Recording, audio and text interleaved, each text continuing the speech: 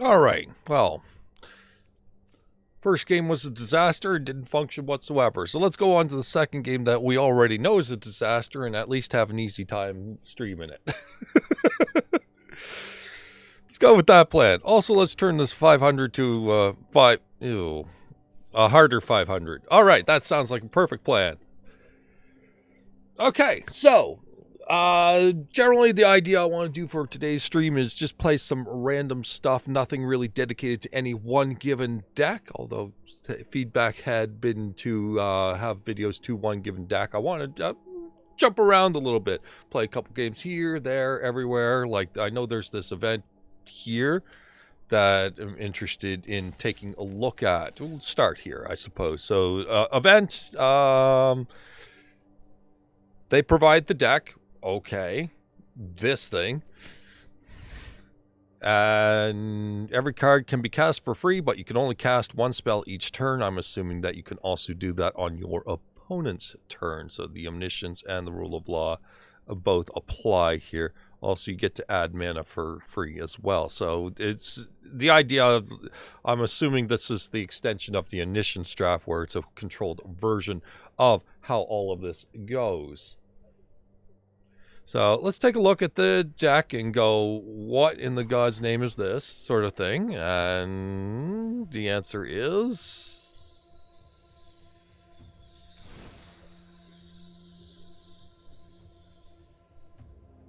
Server. Server, please. Thank you. Holy mother of whatever this is. Giant Growth as our one spell per turn. That sounds perfect.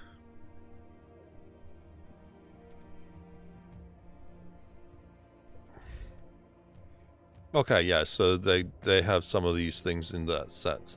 Cartouche of Solidarity sounds like totally the card I wanted. Oh man, if we're at that point, obviously we're in a bad way. Either that or we're in a good way. One or the other. If we need to cast Cartouche of Solidarity. Okay, so there's a bunch of random stuff. And almost all of it seems black. Never mind, it's all green. Never mind, it's... Okay, I'm assuming that it's just split right down the middle. No, it's 41 black cards. So all of the mana values don't mean a thing, and they just decide, you know what, let's just make it mono black. 50% black, whatever. Okay, so, whatever, sideboard. I know that if we have a sideboard card, it's good to know. Lessons. Lessons. Lessons. Lessons. Lessons. Lessons. Okay, they're all lessons, sure. That said, you learn, you go get the lesson, you can't cast the lesson. So this is probably one of those, we'll see things. We'll see. Okay, actually no, we click here. We click here. And then we put kick in play, sure, okay. We get a couple free cards out of the deal, sure, why not? It ties to your wins, so I guess you can run the whole midweek madness all on its own.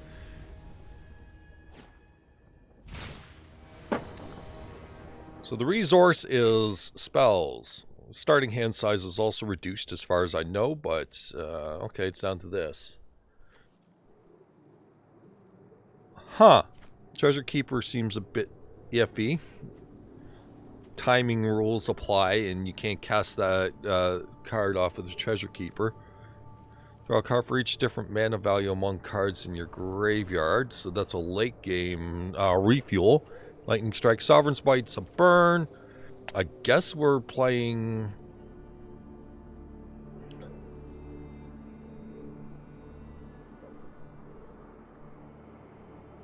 I guess we're playing Treasure Keeper. Sure, fine.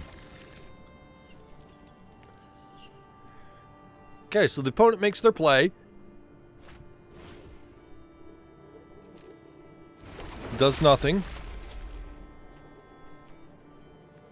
We only have a couple instants for now. Our opponent, chilling out, has the opportunity to sacrifice it, so the mana's holding. This card is fine, actually. It's 2 bodies. We'll take 2 bodies. This card's not really getting any value yet. I mean, we can do it as a 4-3, that's fine, but yeah. Opponent hanging in there for dear life on the priority. That said, so are we. Flash Wolf, sure.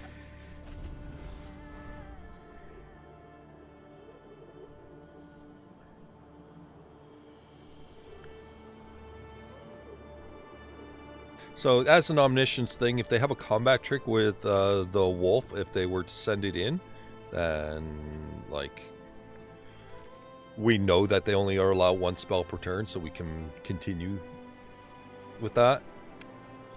So like we get a free lightning strike if they try to pump it. Anyways, our opponent seems stuck on the next spell. Seems like there's a lot of decision making anyway.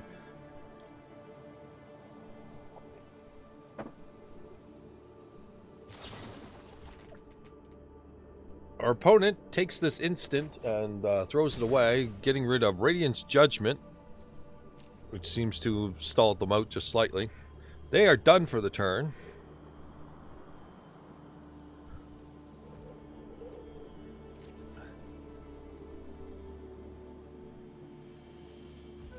Alright, so we're going to Lightning Strike. Their spells are used up. We're going to blow up the Bounding Wolf.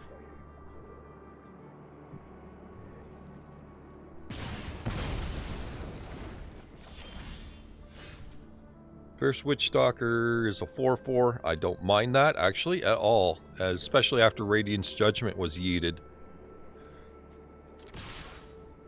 Does this have any other text? Just Changeling? Okay.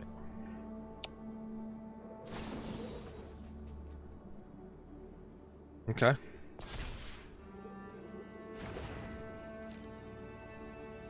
So they get to blow up a 2-2, which is fine.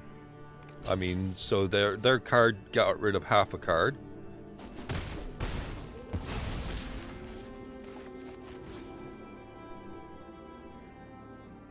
So make our food token.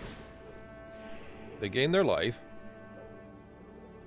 And now we have something even worse for them than an Alchemist Gift. Keep the food around. We don't know when we'll need it.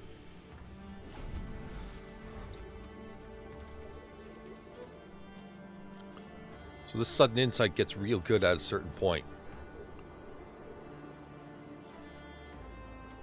At this current time, it draws us 2 cards. Yep, Sage of the Falls. Does a loot. It's a 2-5 that loots. Okay. Our opponent is certainly walling up here.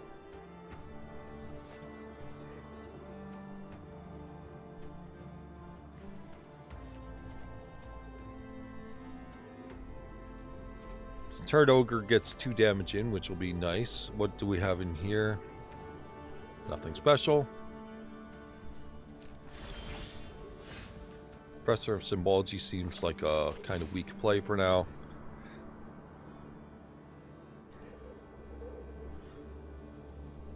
We're not really getting an attack in, so just pass forward. Our spell is used up. There's no tricks. Only tricks there are the ones they have. The Flashback Revelation, I'm assuming. They've got a lot of churning going on. Arcane Subtraction. Yeah, there's some pretty weak cards in this thing.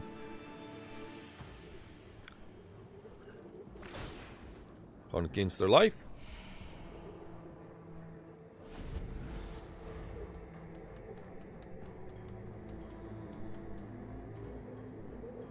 Suppose we can have the Treasure Keeper for something more defensive, like...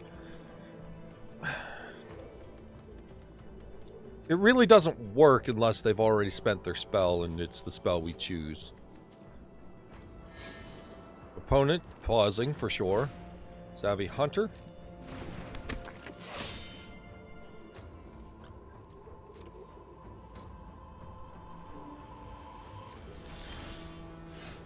What are you? Flash Evolve. Shamble Shark. Sure. Evolve's a little slow to get going, that's for sure. no real value. This 2-5 is really just stopping everything and making most of this pretty darn inconvenient. So like they could double up Savvy Hunter on anything, or Turd Ogre, Fierce Witch Stalker, you know, there's no real good options here. So we're just going to play Treasure Keeper. We're going to add more bodies to the board. Call it good. It is a 4, which isn't helping our cause here, but you know, whatever.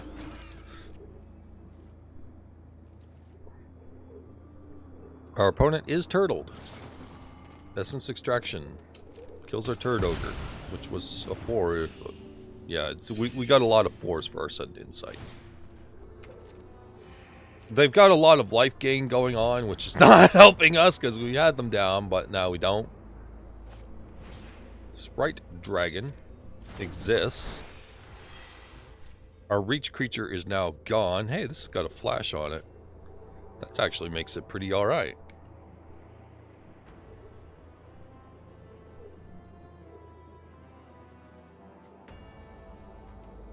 Gives us something to do at least.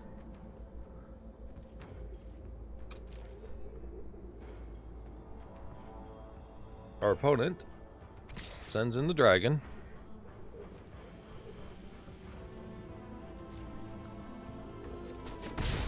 Oh, do we start with a lower life total? Is that a thing?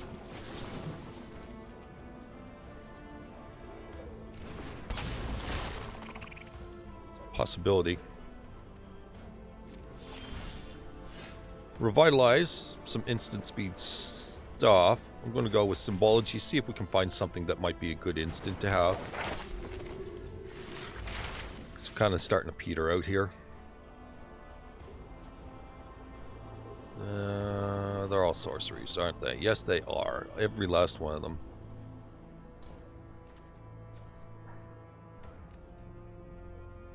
So I'm interested in dealing with that. Does this stuff do anything? Like, does this stuff do literally anything? Guess I'll take the summoning and deal with the flyers. I guess, like... we're kind of stalled out here.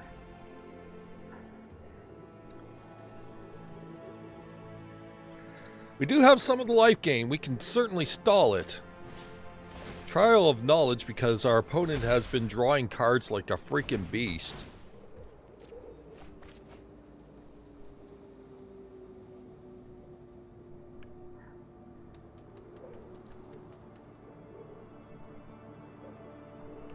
Our 2s and 4s have been going at 2s and 4s.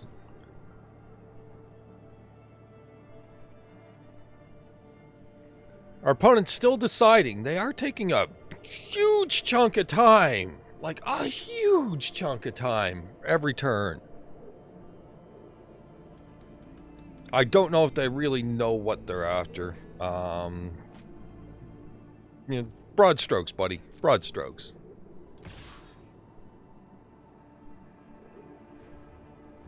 Yep. So no tricks. Does that. And we'll revitalize. We can't chip through. Basically, time walk them for there.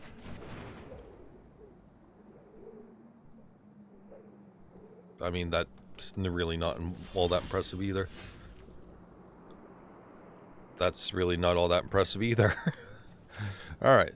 So we'll play our Inkling Summoning. That puts 3 cards in the yard, which gives us 3 cards with this. So, options? So this will square off against Sprite Dragon. Our opponent does have Overgrown Arch, which is still tough to deal with. Certainly needs something going on here, because they have a consistent effect.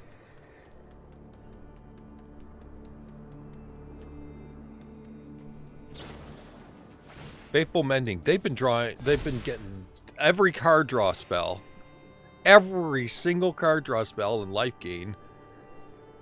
We've got some life gain. We're real slow on most things, though. This Treasure Keeper's not doing much, so that's one thing. Are we in a position to start adding something to the table? that... Well, we need something a little more valuable than this. Okay, so... Yeah, there's some stuff. If they're throwing away Feral Invocation, then whatever.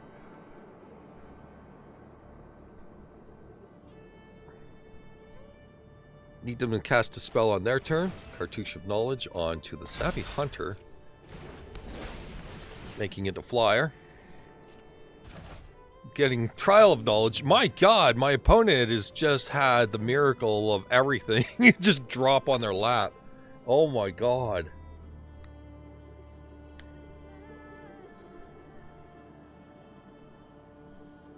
So we need stuff that matters, like, a lot right now.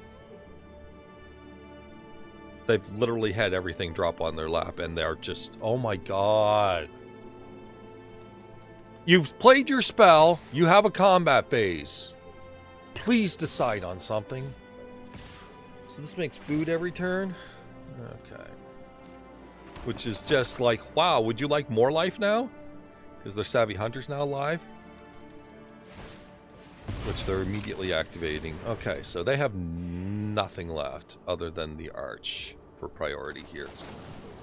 But they've been taking 10-minute turns here.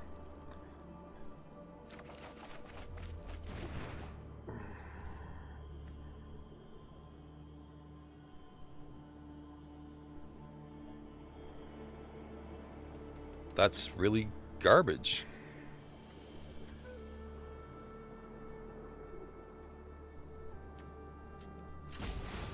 We're going to gain our life.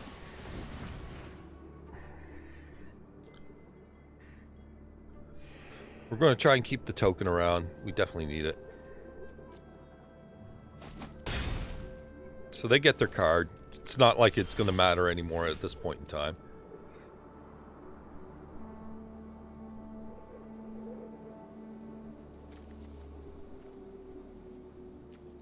So I think we're just going to Trial of Knowledge for our sorcery and then hope for some ideal spells. But right now, Moment of Craving is really all we've got.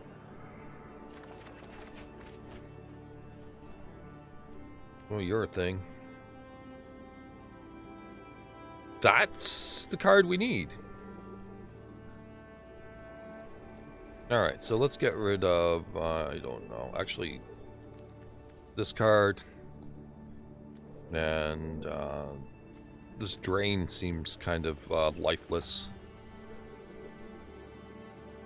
And I guess we need a third one.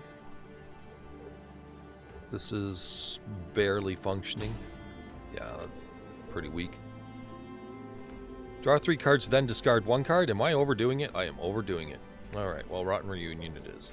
Boop. Okay, so we have no creatures with any actual power right now. So Sarkhan's Rage will deal with a token or thing or something. Stop that. Oh my god.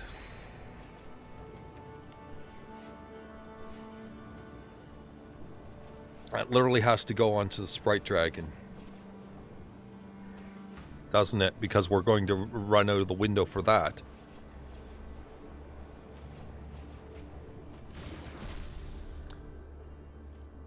Discard a card. I mean, literally anything. I don't care. Whatever.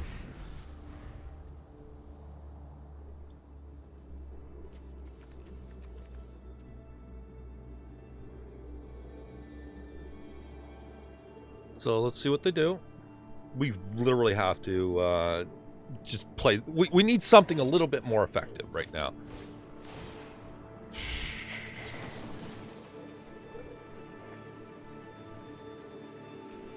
Okay, they played their spell. This is what they get. Okay. Sprite Dragon's done. Trial of Solidarity is fucking frightening.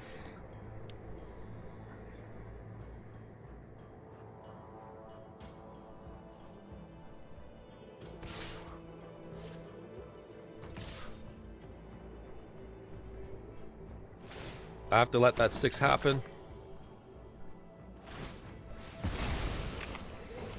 The only thing I can do is somehow worm my way out of this scenario.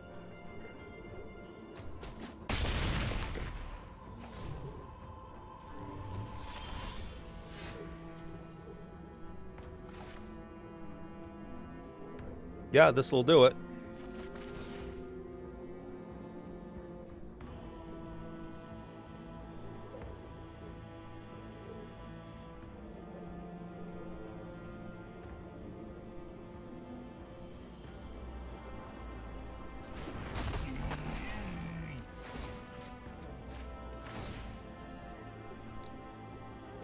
If it doesn't do it and they have a trick, we have Moment of Craving on their turn.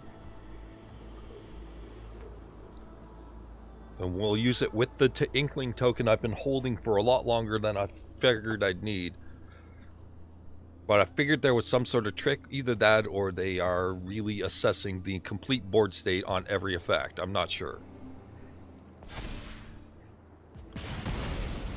Oh, thank God. So, anything that's tricky here? Not particularly.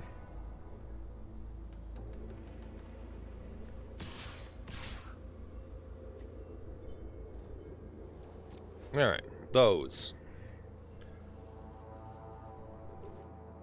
That said, these attacks are totally useless. Afterthought.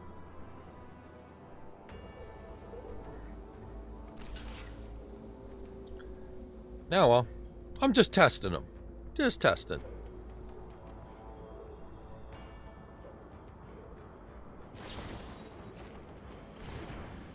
Wow.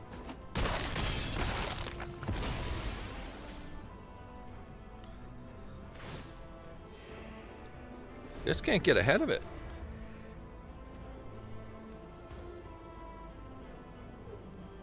That could work. Actually, yeah, it'll barely work as a combat trick if needed.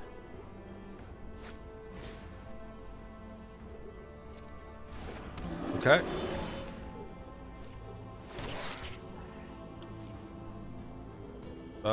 Stuff has happening, I guess. Do we have instants that matter? Oh, I guess that could have been a decent one. We can make a flyer, though. Because we gotta start pushing in the air, so the flyers will help. So yeah, we'll make the juke make the flyer.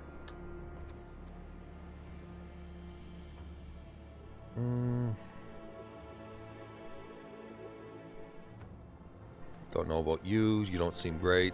The Sovereign's Bite is almost interesting, but I would like to enhance board state first.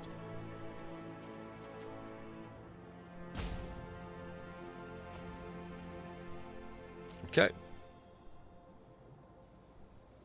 Okay, we're finally here.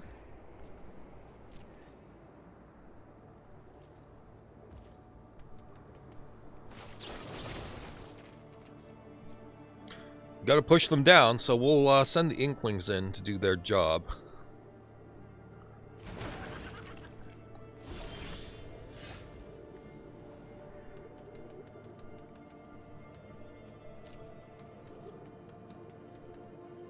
Eventually. So send them in.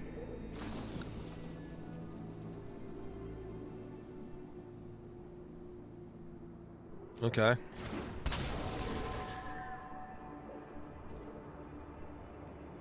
Sure. So they have another flyer, and we are most certainly going to deal with it. Sage of the Falls is absolutely busted and can't kill it with anything. Because this is the kind of card we get one of a turn.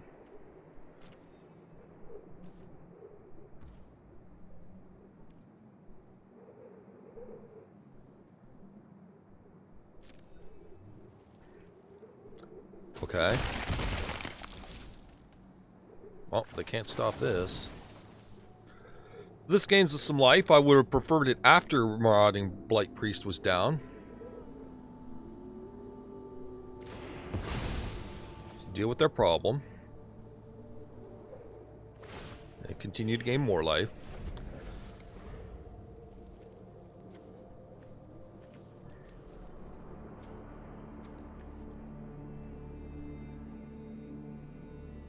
That's not bad. We'll definitely try and get this guy down if our opponent doesn't have yet another thing we have to randomly deal with. Like, if we're comfortable, I would prefer that down so that we can slowly start pushing some damage through. Oh my lord.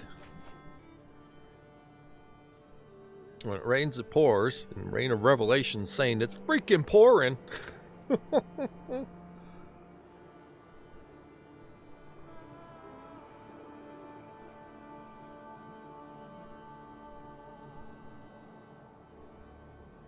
And they're waiting on their discard. And it's, oh my lord, just more card draw. What did we get? We get all the duds or something? Alright. I'm just gonna see if there's anything. Yeah, we'll snag that one.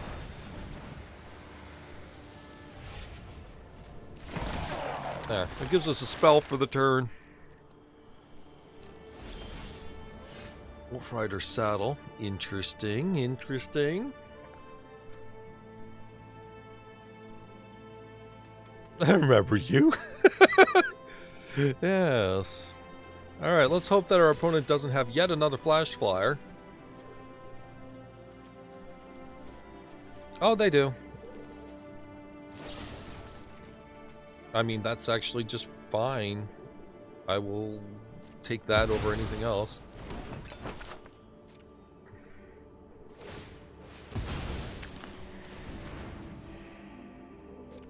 They used hard removal on that while they're at 25. I'm just pointing that out.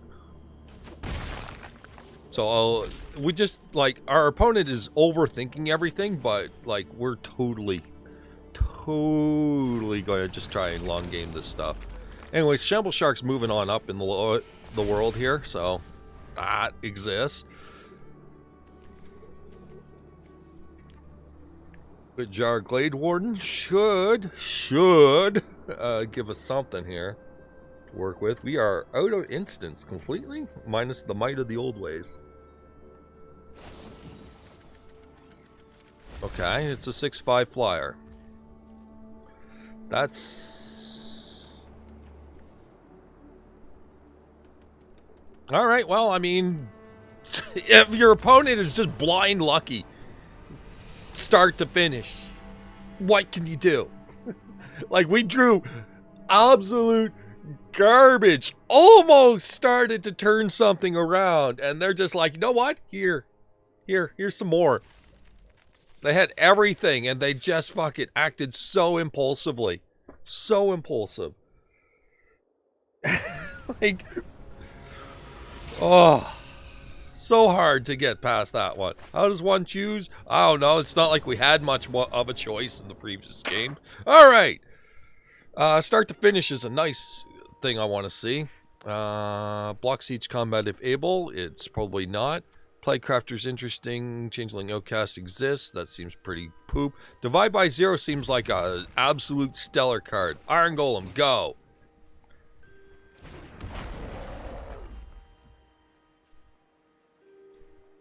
Hard removal? I should have actually thought about that, but I mean, there's nothing that's really like second best. Sure. That's a nifty one.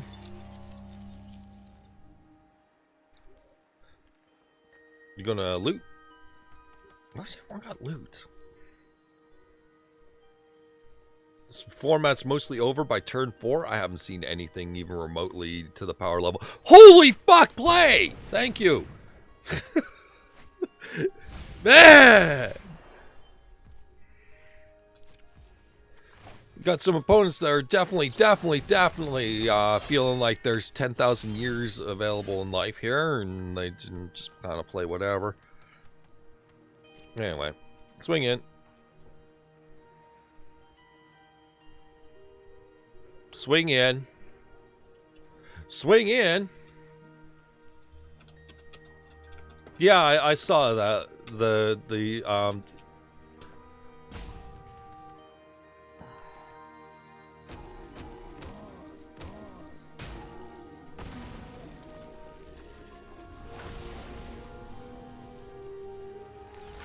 Now, normally when this happens, I just tab over and put on a YouTube video, watch that, and whenever something blinks, I would come over and play again. Alright, from Paris. Welcome. We're at combat.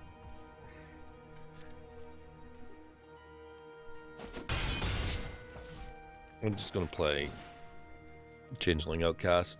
It's gonna ding them for 1 a turn. It's actually a real threat when you start with 10 life.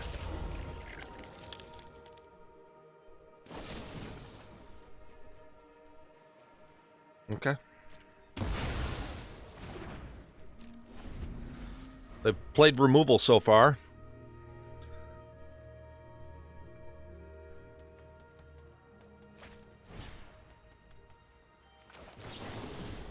Go away.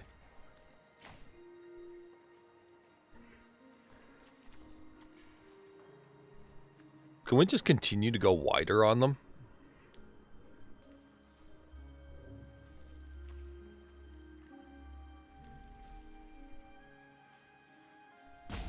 Actually, let's take this. I'll blow up that heirloom.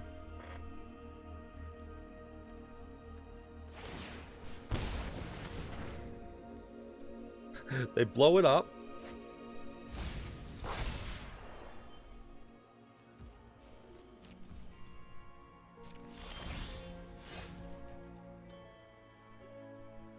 Okay, that's actually kind of interesting.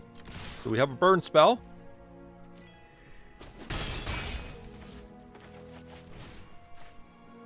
Blow up the heirloom.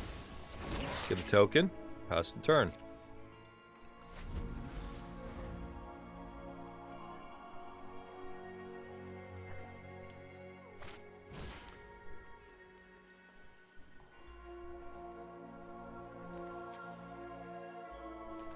One, two. There are 3 creatures. That's a shame. Alright.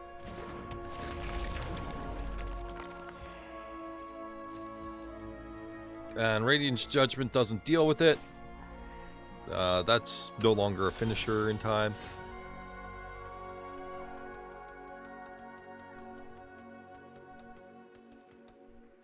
Flag Crafter. Flag Crafter.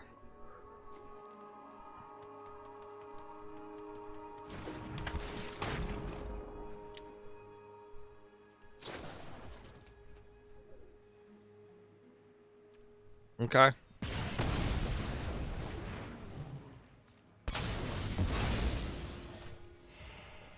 What, that's a dragon? Oh, it's a shapeshifter. Of course it is. Alright, 2 more damage. Opponents found all the removal in this one. Book Devourer, because reasons.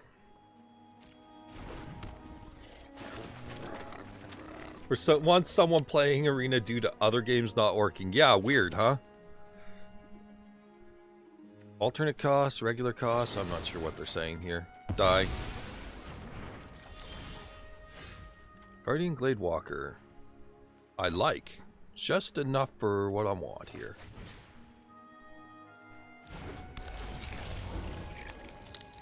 From the looks of things, people have more tricks. Probably should have... Nah, whatever. It doesn't matter. We'll figure it out.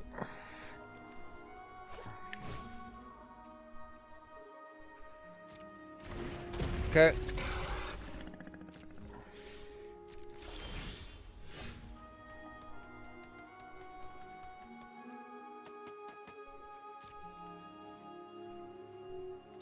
Send. Let's see what we got. 2. Yeah, let's just let the 2 damage go through. I would like to read this card, please. Okay. There we go. Alright, Giant Growth was the avenue. Wanted to know which spell it was going to be, the 2 damage or otherwise. Yeah, it's just a matter of timing, of course. You gotta wait for them to cast their spell. Okay, so this format is fostering people to play, like, obnoxiously slow. I guess we can play one more game and call it for this event. Well, I suppose there's a 3 wins thing to get a mystery cosmetic. I'll get my cards at least. Oh, yay! Thank you. Thank you. I got nothing. all the cards I don't have in this game, and I still pick up nothing. Lovely.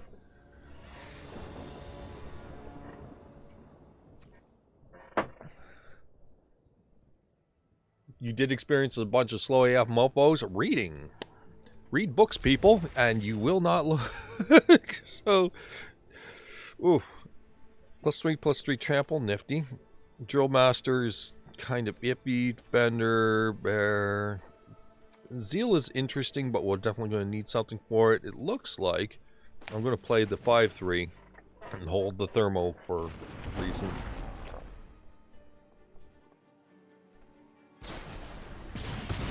Literal Abrade, okay. Well, Thermo Alchemist is going to do 10 damage, so... Okay. Ooh, nice. There are Katyushas in the deck? Yeah.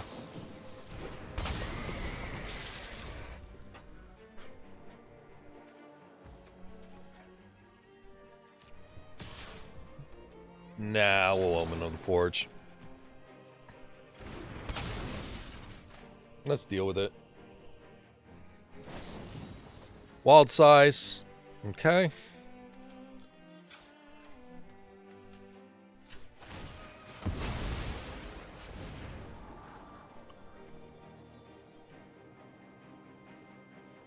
We're not going to have that kind of time. Just, go away. We got Trial of Zeal, at least. No way I'm giving up Thermo Alchemist.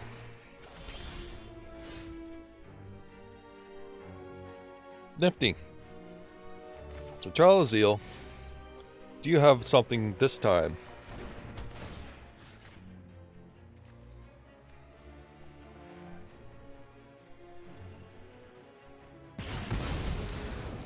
Okay. We are good to go again for a little while. Revitalized because reasons. Whew. Iron Golem, worst Juggernaut? Possibly.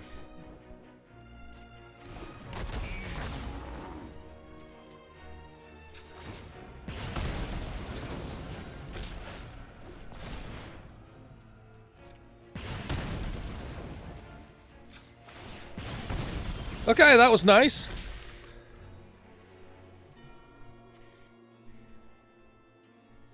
That's not bad.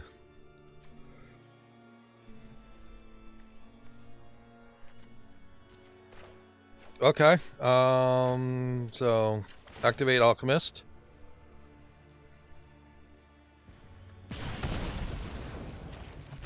Late to dinner, get the Iron Golem. Untap Alchemist.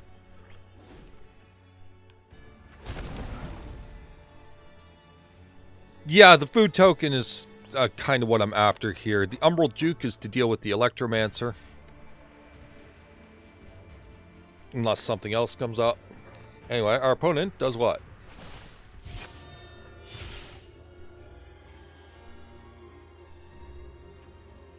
So you deal 1 damage to me. Okay, that puts me to 1. So let's activate the food now.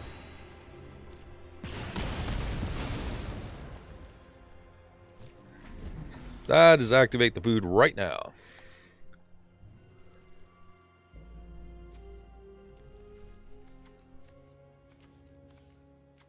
So what do they do here? We go to combat. We're going to cause that sacrifice now and hope they don't have a flash creature.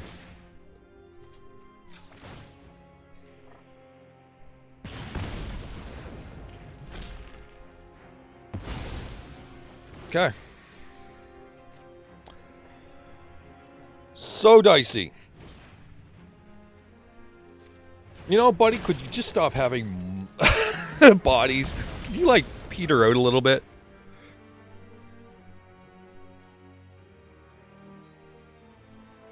Yeah, sure, why not?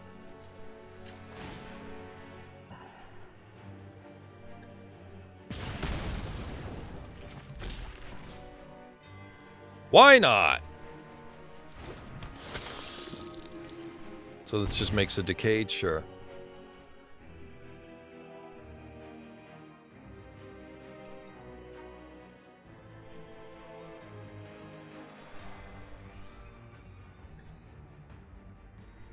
So their plan from here is tap 2 creatures. Okay, that does 2 damage to me. But how do you know my last spell doesn't untap it? Pest Summoning is going to stall. I don't think we're going to be doing any attacking at a certain point here. Cartouche would... Oh. Oof. Oh, that hurts. Oh, that's painful. Heartwarming Redemption. Yeah, we want that one. Okay, so... Outlaw. Outlaw's got to stay.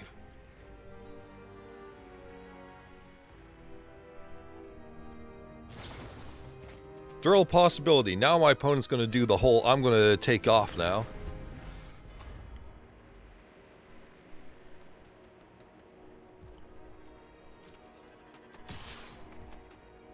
Alright. Stall.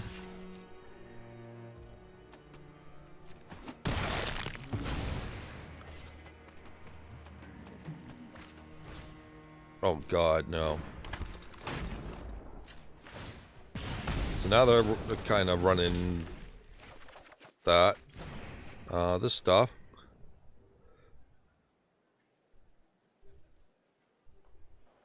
Blind Trample Haste, that's 5 damage. But only on... Oh, gross. Alright, well, whatever. Ding them.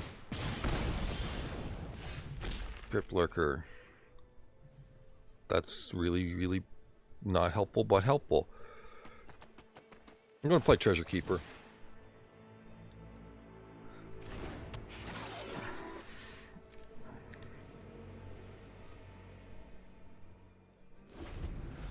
Treasure Keeper at least gives me a spell on their turn by potential. They've been real hard on their removal, though. Just a good chunk of it. Summoning, yep.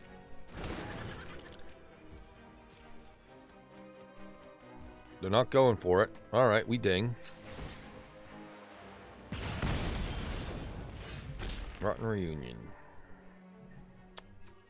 It's a card. So they tap now, attack for 2. I literally can't do anything about it.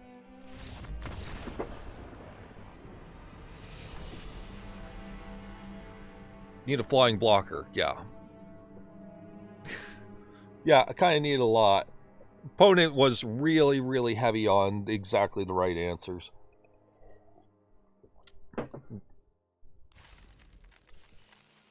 Yeah, my opponent was able to win with a small breeze. Why is this all locked out? Whatever. Anyways, let's move on. That's a fucking awful format of playing awful cards and not having fun because you have 0 control over what you did. I don't like playing other people's decks. What it is, like, I don't know what it is. I just don't like playing other people's decks. To a point. I like ideas. I don't like, let's throw some random shit into a deck and have none of it actually function.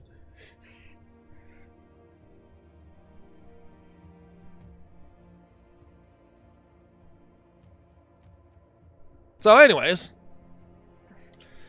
was putting some random stuff together. Never really tried this deck out. Put it together last night as just a funsies thing. John sucks. I don't know what to do with it, but it's I was trying to figure out what to do with blood tokens. Came up with this.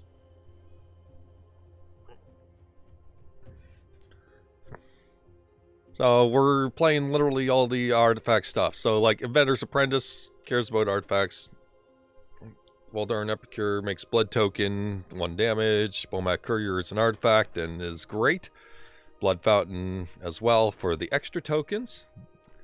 Magda makes some treasure tokens, all well and good. Reckless Fireweaver for spamming out all of those artifacts. Sanguine Statuette seems pretty good with blood tokens. Blood Tithe Harvester also works pretty great with it. Also note that this Inventor's Apprentice into Blood Tithe Harvester is a beautiful one too.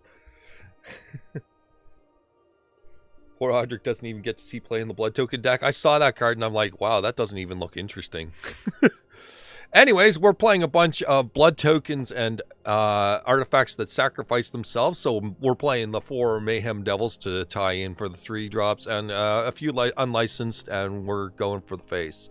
Lands suck to this color combination, so that's kind of the deck we'll play for a hot minute.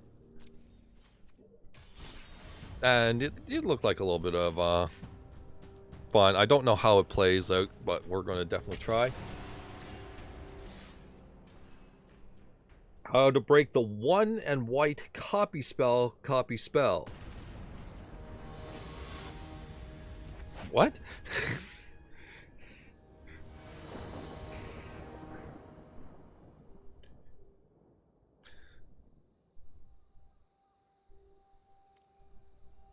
Okay, we can keep this.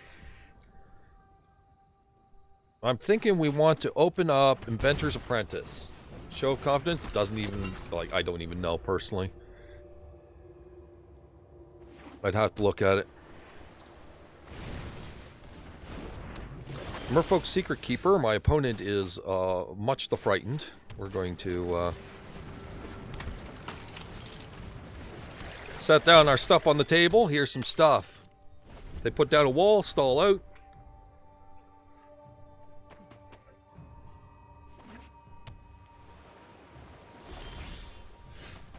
That's not bad. Omak Courier.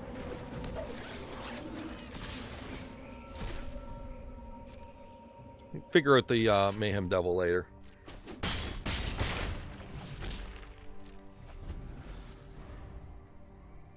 So far, this is good. Oh, new one from Alchemy? Okay. Yeah, we'll literally know nothing about those. Okay.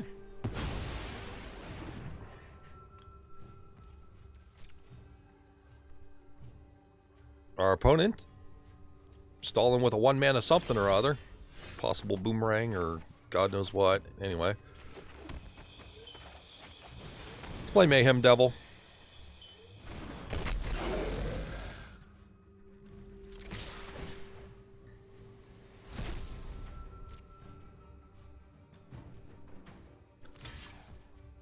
Okay. Some more randoms. Go ahead, opponent. Opt. Sure. I don't really have a good sacrifice scenario here.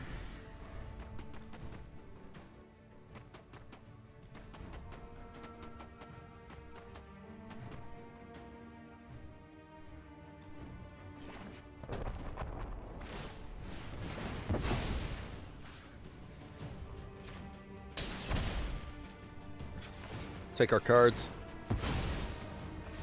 This will blow up Secret Keeper as well. Blood Fountain goes away. Woohoo! Alright, so we'll play Blood Fountain and play Statuette. We'll get our opponent for another 3. You know what? Let's make it more. We'll snag that back with the other Blood Fountain, I guess. Yeah.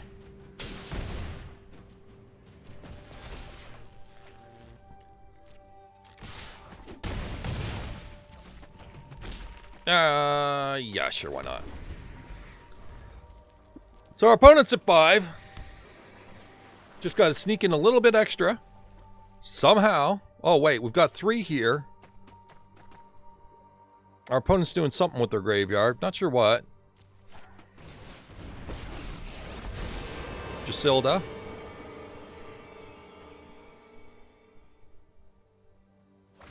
Cast. Copy the spell for each other instant sorcery spell you cast this turn. So it's mostly Storm. Nah, it seems... Alright, throw Blood Token, or Blood Fountain. Target you. Take action. Hit you for 6. Okay.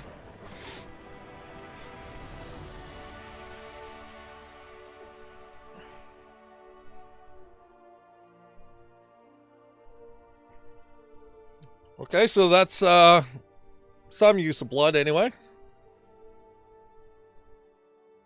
Don't like it being only counters. It feels like it's a card that just like it doesn't seem right at all. It just, no. Works with Magecraft keyword of the set, that's true. But you'd need a creature as a valid target.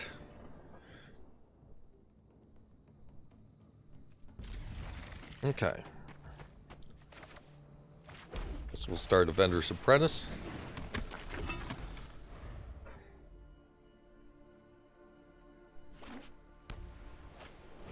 Healer's Hawk has appeared.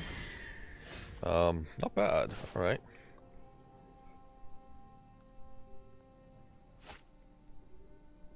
We'll go here. We'll go right down the middle.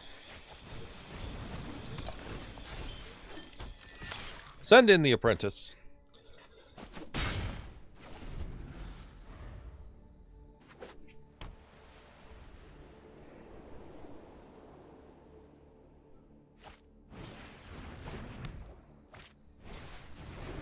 Opponent does some life gain shenanigans, gains a shitload of life. We're definitely going to have to get ahead of that at some point here.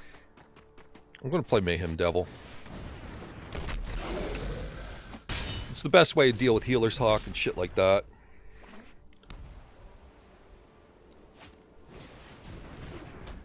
Griffinary exists.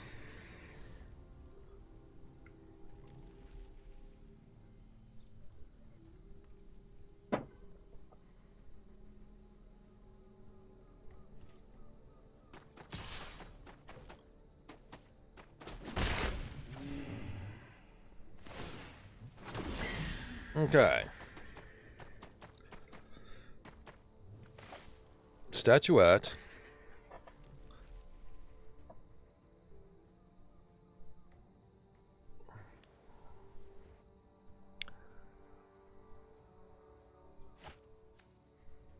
No lifelink on that. Okay. Statuette.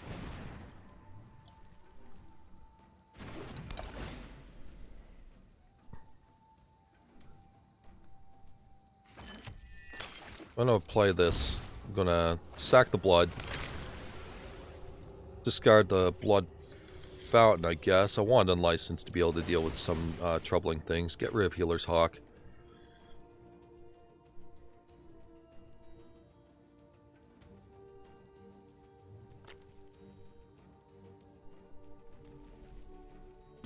They're hovering their Griffinary. Can't remember, does this deck run Fiery Temper for the blood tokens? I'm not running Fiery Temper because I think that it's a slow, obnoxious card that just doesn't ever go for anything less than 3 mana. It's never less than 3 mana. Send in.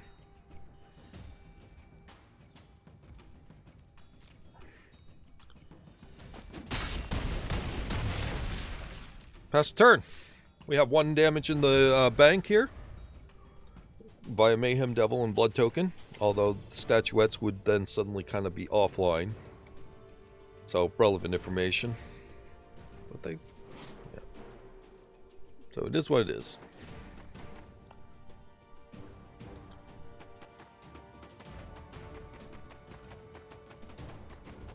They blow up statuettes, I generally don't care.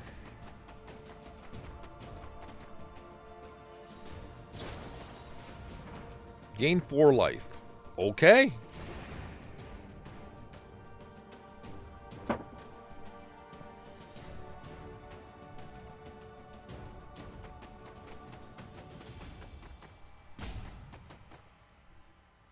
Opponent?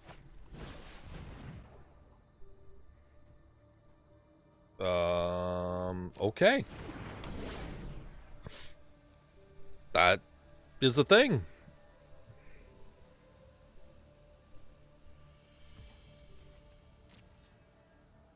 We have enough discard outlets. Temper's pretty good. It's not the timing I'm looking for.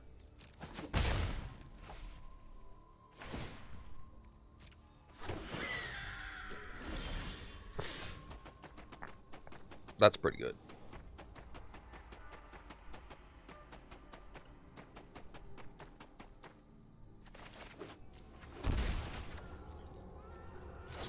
Unlicensed?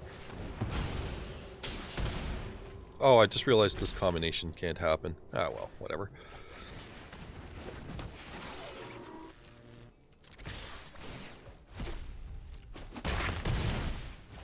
Oh well, we'll have Bone Mat Courier get us cards in the meantime.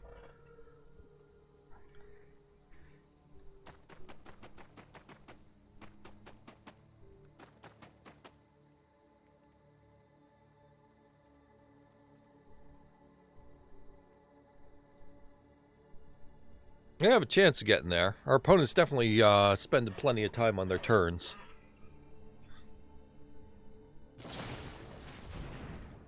Alright.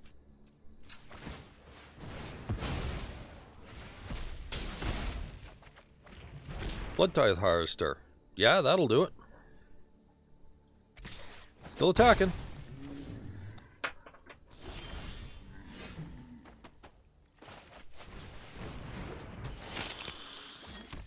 So Harvester. Attack this. Get some sick beats.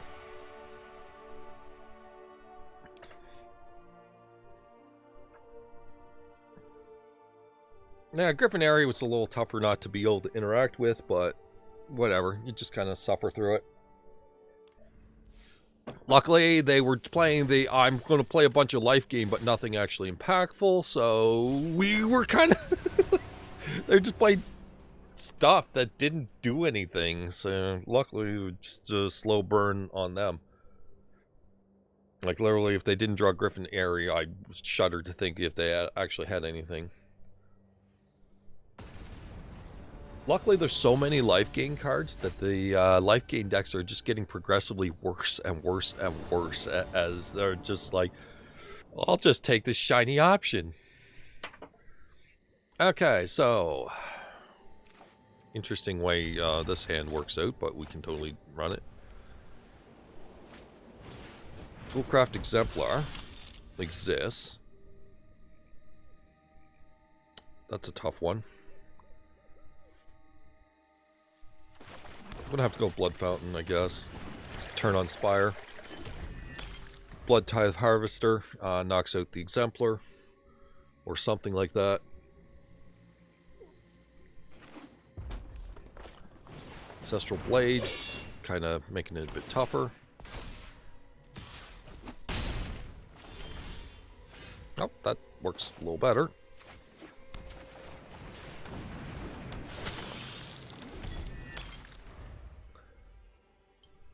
Okay, well, what do they got? Worms comes to worst, we can unlicensed.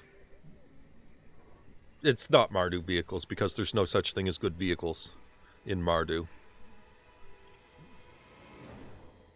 As long as Smuggler's Copter doesn't exist, and well, they don't have Fleet Wheel Cruiser and a million other vehicles that just did not get included.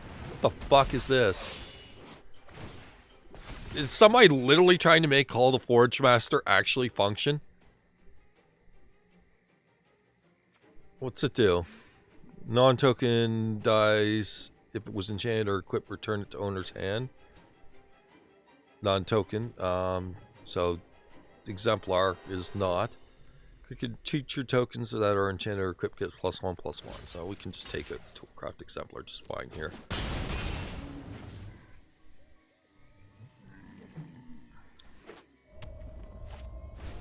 Inventor's Apprentice.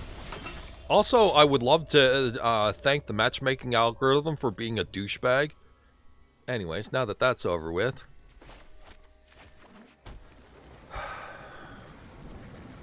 I gotta pop off one of these things. Probably call.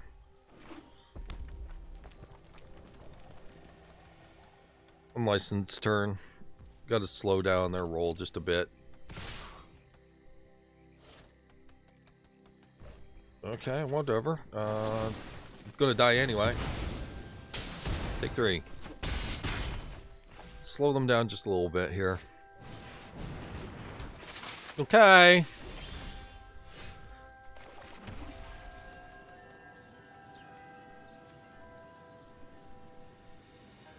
+3/+3 in Ward 1. It's definitely not going to get that Ward 1. I'm going to go with what?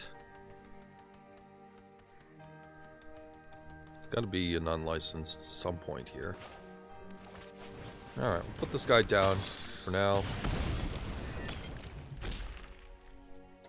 Killing response to equip sounds good. Absolutely does. I don't know how I'm getting through this, but yeah. We'll see.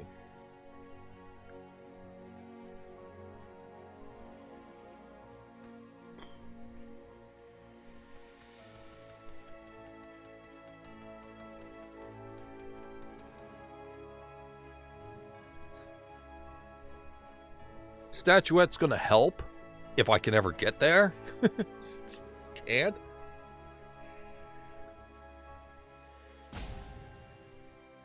They're thinking it over.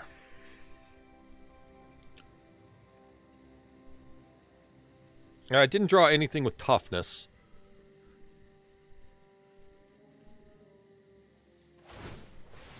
Yeah, no. Alright, so they do it again, or whatever it is. Because that's what they can do.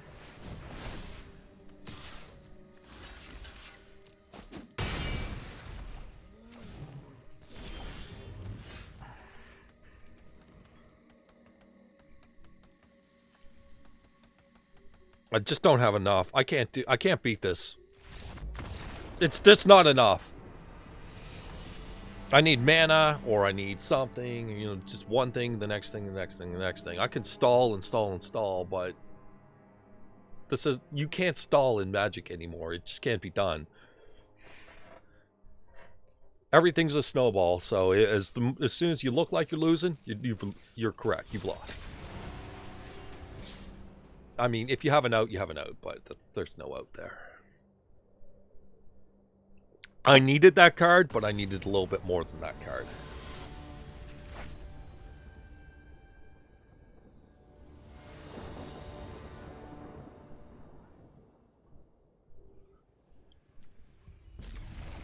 Alright. This does stuff.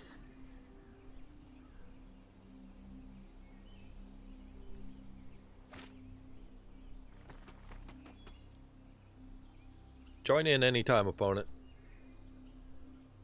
Alright.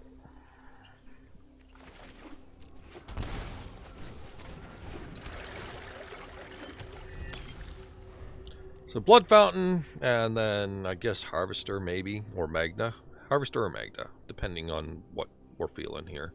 Even Statuette's a possibility, depending. Our opponent can play at any time. They're literally just play goddamn tap land. Okay, sure. That's nifty.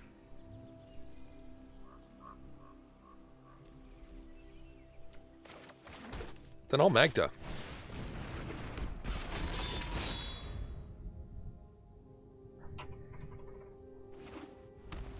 Our opponent then does what?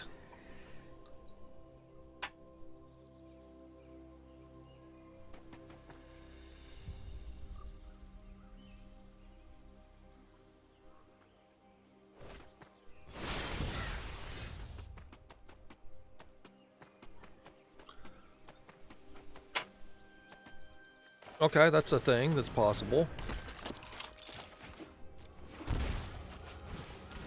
Knock him down a peg or two here.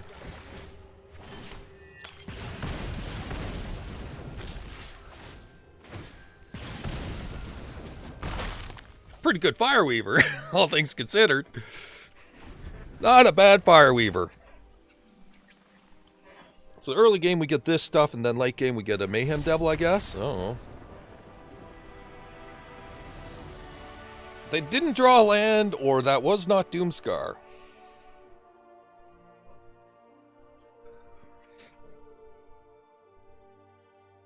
If it were something like Saw It Coming, then obviously we don't care. We just keep playing. We don't have to play the actual creatures, so we don't have to walk into a board wipe.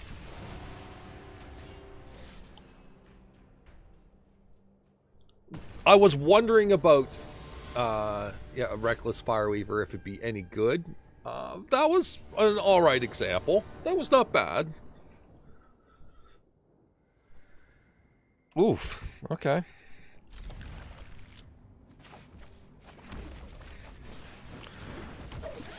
Bomat in.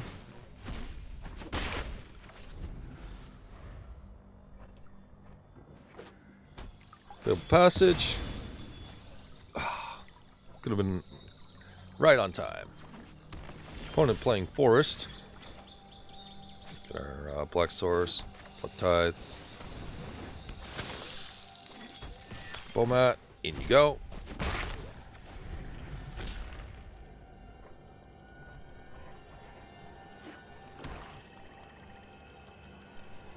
So what's your play? What's your play, opponent?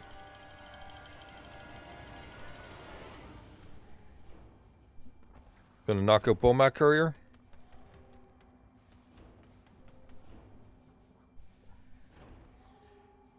Gonna knock out Blood Tithe? Bomat? Blood Tithe? Which one? Okay.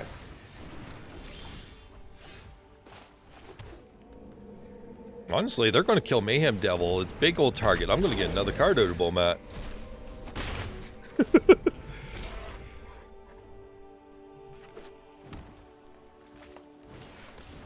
Some sort of Death Toucher? I mean, I guess. Ram through? I guess.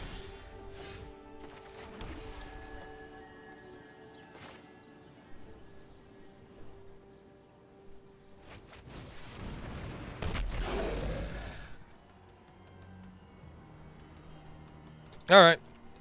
So, just so they don't pull that shit off again, we're gonna hold like this.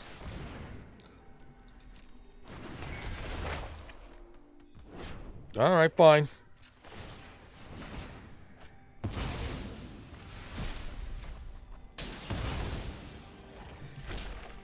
Oof. Oof. Oh, that hurts. Alright. Up cure.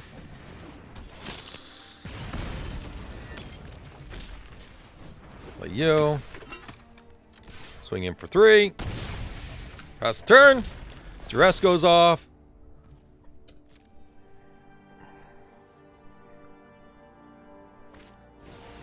Blightfang appears.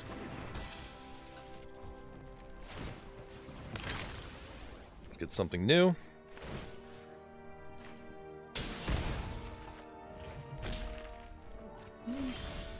Yeah.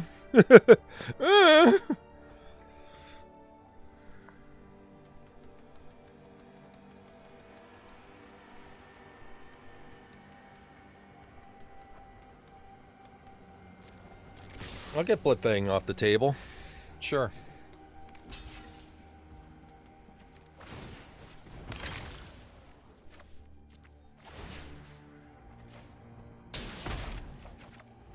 Oof, that's a painful one, but sure. Okay. Sadly, that also knocked down a better apprentice, but hey, whatever. More damage.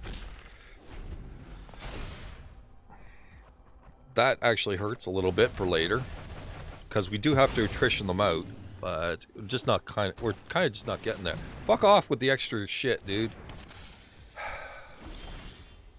Oh, that hurts. Alright.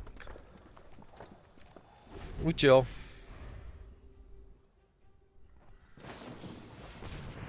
Random cards.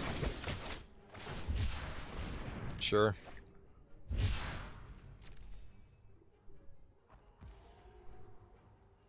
Come on. Alright. Enough's enough of that. Go away. Literal nothing helping us here.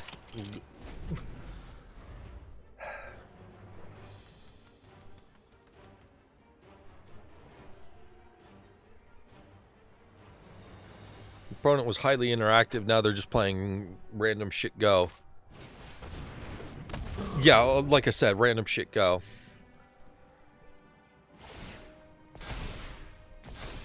So are they just never attacking? What's the deal? Yeah, go ahead, swing with that. I can trade with it. I can trade with it. Blood Fountain. Well, like, I don't have a graveyard now, so that doesn't help matters. Gotta chill. What's this have on it? Hexproof. Okay, sure. Oh yeah, what are they even doing anymore? I have no idea what their deck even is anymore. But I don't feel like we got the aggression off, and now it's just kind of, yeah, it's kind of falling apart.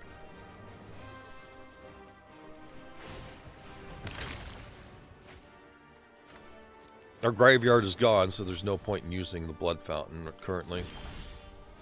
Statuette exists. Alright.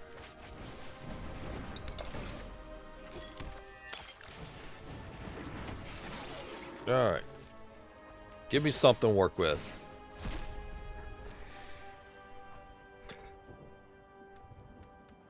I mean, they have a full grip currently, and I have absolutely nothing.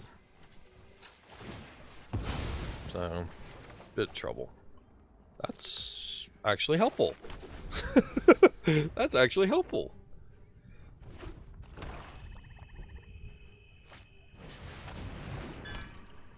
I don't even know what they're doing anymore. I get... What? What do you do now? Oh, you're Death Touch now. Lovely.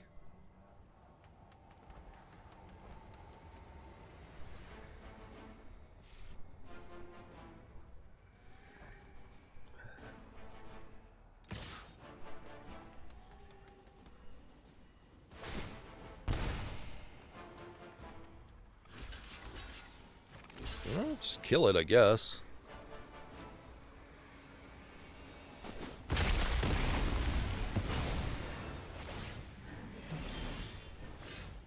That's not bad.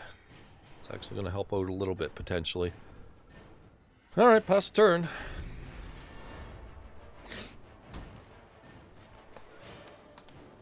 See what happens. Clackbridge Troll.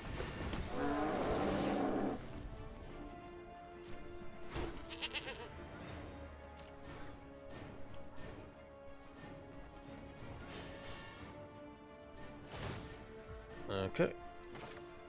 I'm just going to pop off the troll now. Keep our goats as blockers for the preserver, I guess.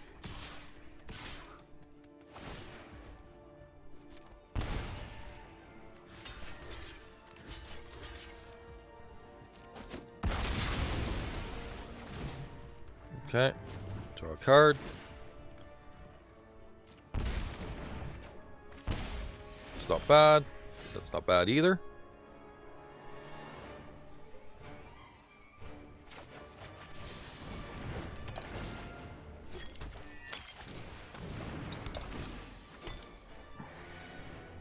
Not quite there. Not quite there. We have an opportunity. Our opponent's got to chill out just a hair, but an opportunity. What in the fuck is this? Okay, I guess, sure.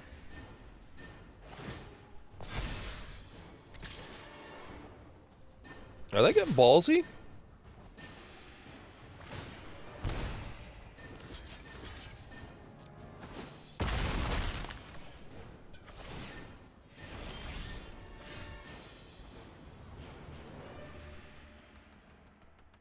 Does that do anything? 1, 2, 3, 4. For the Blood Fountain.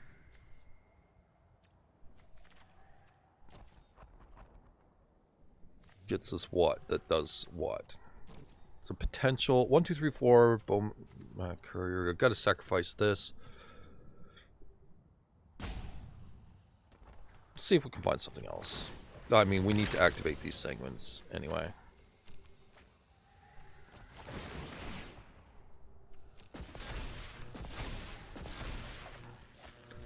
That's not helping. 6, 9, 10. They've got 15. We really kind of need a really impactful card right about now. Something's really gonna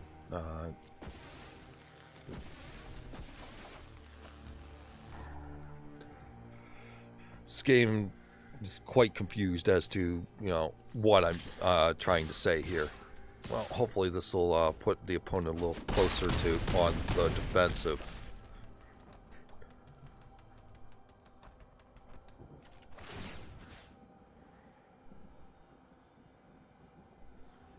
Is any of this going to matter? I suppose I can pick up an Epicure.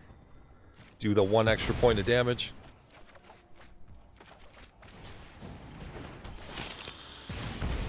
Okay. It gives me an extra blocker. I have extra blood token in case our opponent attacks us on that angle. Okay, adversary randomly. I guess it's part of the death touch. So, Poopy Thieving Magpie. Our opponent pumps the bejesus out of the Preserver. Sends over the Dragon Lich.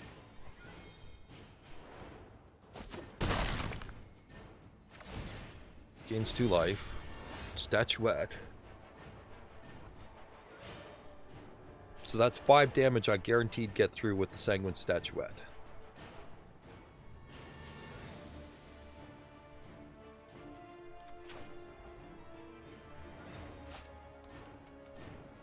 Okay. Let's go this.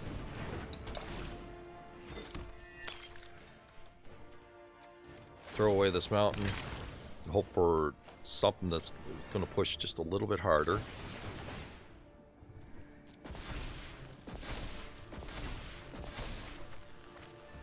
Magda is not that answer.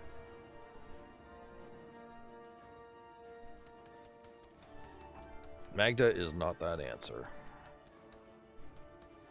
This is 1, 2, 3, 5. Yeah, it's just simply 5 damage. It's not 6. And yeah, okay, that is not Life Blinker. Try again.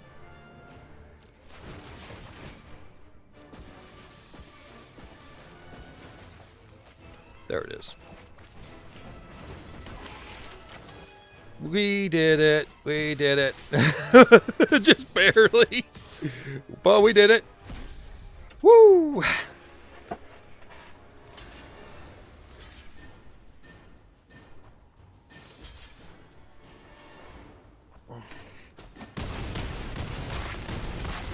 Oh.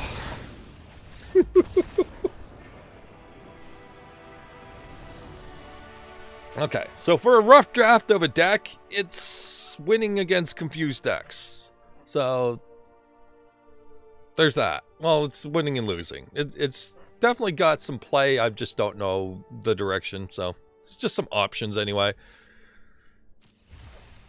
It's definitely something that has my attention. I'm just not sure which way to go with it. What random legend are you? You're a blue-black elf.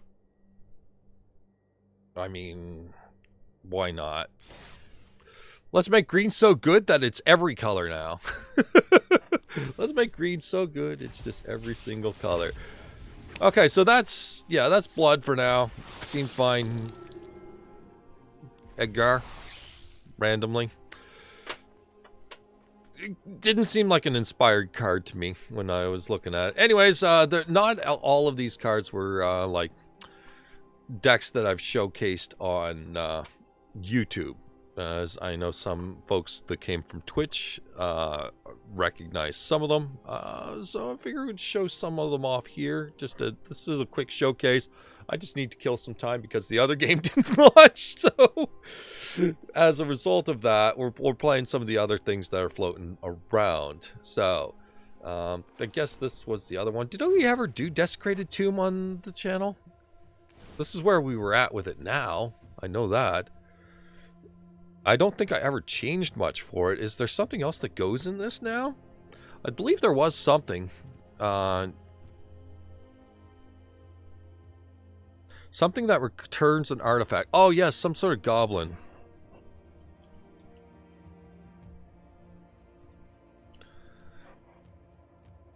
And do I own it? I don't. It's a Goblin Engineer, and it happens to be a rare. Lovely. So, fucking game. Fix your game. Make it actually accessible. Game is not accessible. Anyways, yeah. When paper is cheaper. Yeah, yeah, a Goblin Engineer would have been the right card for this, to do a hot swap. Desecrated Tomb. Add more creatures to the deck as well. For 2 just fine. Probably get the Axe for Goblin Engineer in this particular case. So, although I can't touch anything right now, that's certainly where I would go with said deck. We're going to play a little bit of it because I like my graveyard shenanigans. And because Cat Oven has nothing to be ashamed of.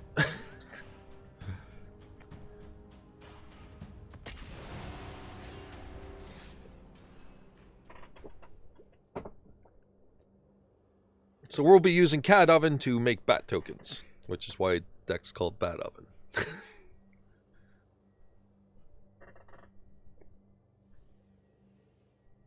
A simplistic enough name, of course.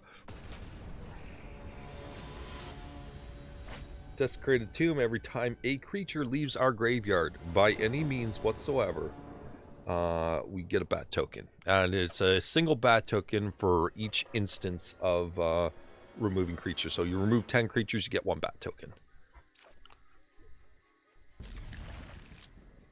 This does stuff. Our opponent is playing...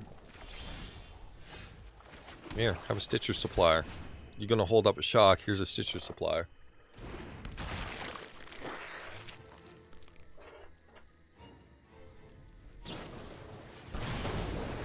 Not complaining.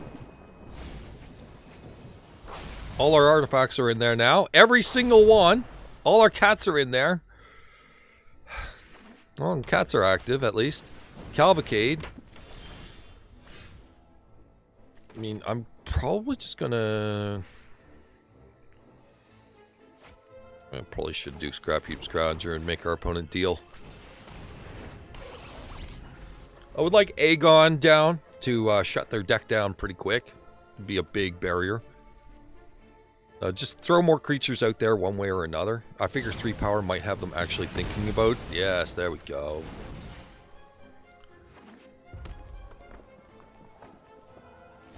Okay, they're holding open another shock, so we're going to counteract that with Aegon.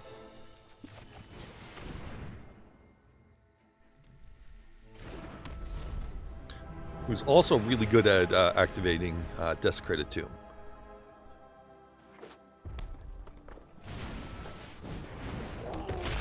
Mm-hmm.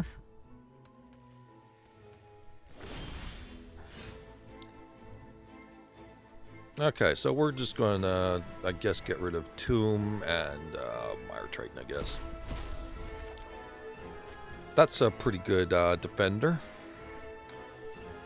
Let's send it in. Aegon, go.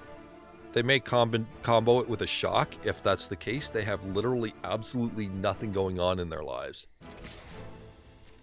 So they may try to take Aegon down.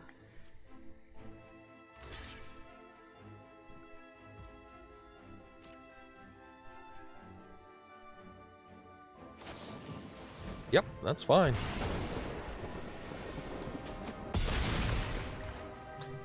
So he just gets added to the pile of, oh, yay, we get stuff. We'll play a Mire Triton, gain some life, and then we'll bring back Scrap Heap Scrounger. All the cats are in there, minus this one. We drew a lot of lands, all things considered.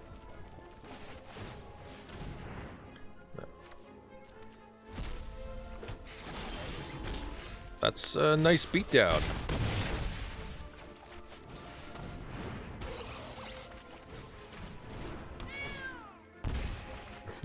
That's some serious beatdown. Considered playing the Pathway in case they kill a Scrounger. Whatever. Frostbite. Okay. Which they did.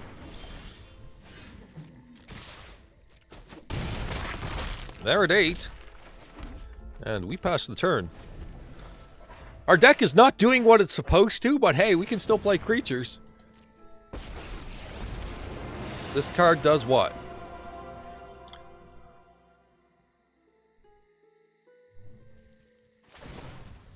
Okay. It does literally nothing. Got it.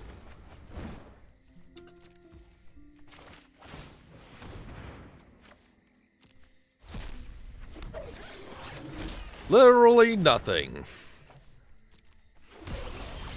But yeah, our deck is all about removing creatures from the graveyard. As you can see, you're quite efficient at that.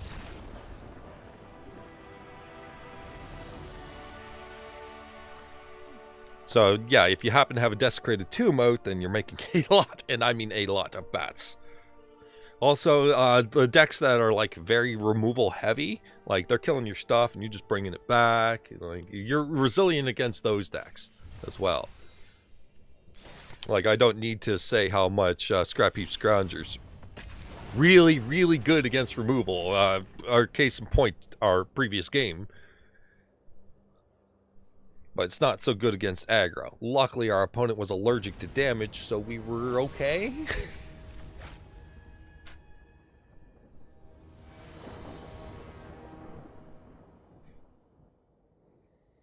On the play, Oven, Triton. Seems good. Get an Oven.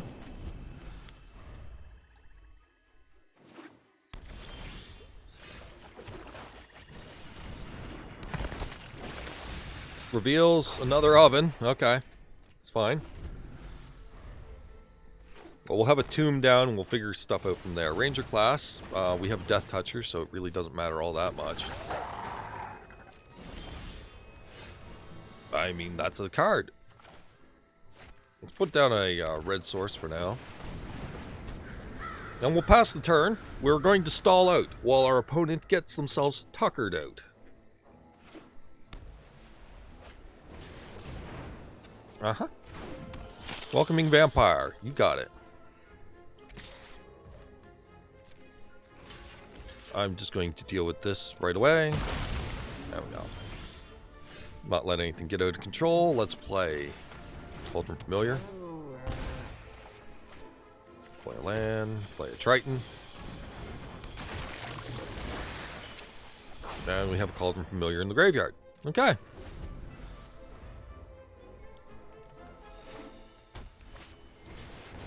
Adeline. Okay, so they're producing stuff every turn.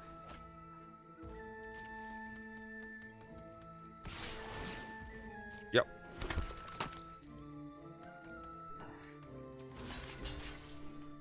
Block the 1/1 for now.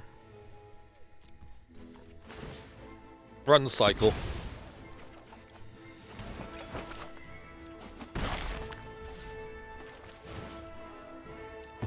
Can't really bring Adeline in for now unless they had, well, I mean, they can get some interaction at some point. Anyways. Egon.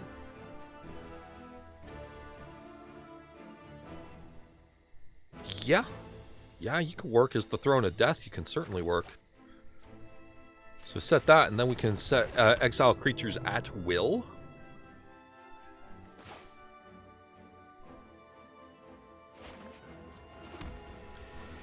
Pass the turn. See how they pull this off. Mirari's Wake, of course.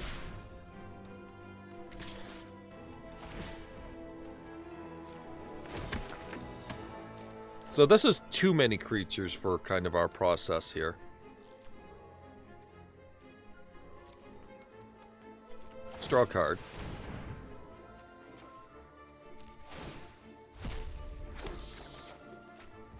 That's a pretty good card. All right. Block the token. Actually, I could just Mire Triton the token, right? Well, then Adeline's a problem, but Adeline's whatever.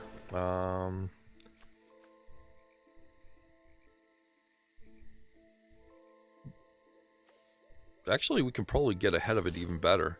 No, yeah. No, we do this. Get rid of that. Cycle this. Leave the cat in the yard so that we can get the tomb going. Tomb into the graveyard. The Stitcher Supplier, you say? Alright, well. Drop you. Stitchers goes. And I guess we passed the turn. We're just kind of doing whatever we're doing here for now.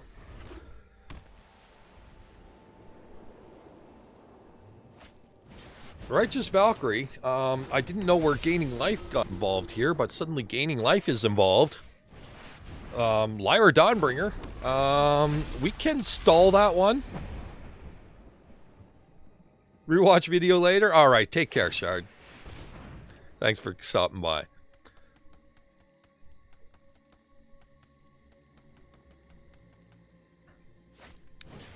Luminarch Aspirant, sure. So, the very random cards are just kind of showing up now. I'm not sure what their plan is. Adeline shows up, sure, fine.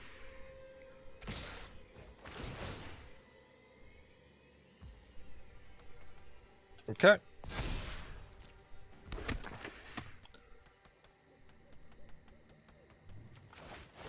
Let's bring this back. That's 2 tokens.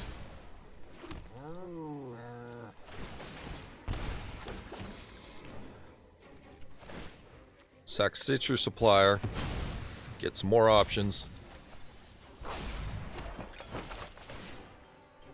Bring that back. Alright, so.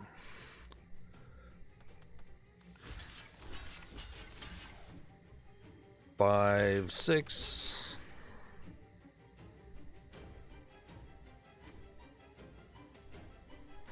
Six on Adeline, I guess. I can't do the rest. I gotta take some damage for this one. But get rid of Adeline.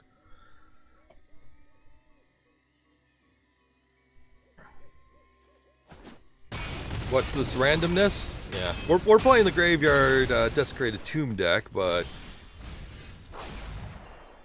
Immerstrom Predator.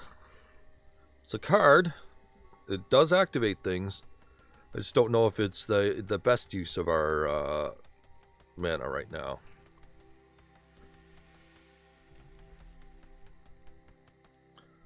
Not yet. Okay, so we have to prevent the lifelink from Lyra.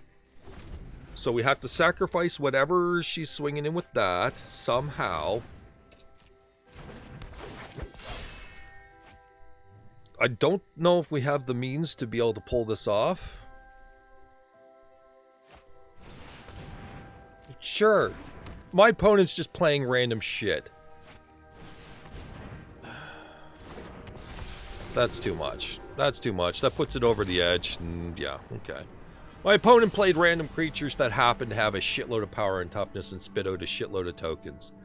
Problem is like, yeah, the life gain deck is the one deck that will cause us to deck ourselves.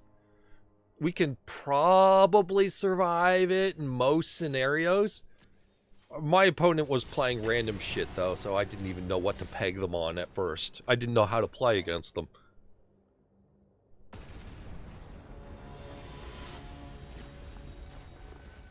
Random shit.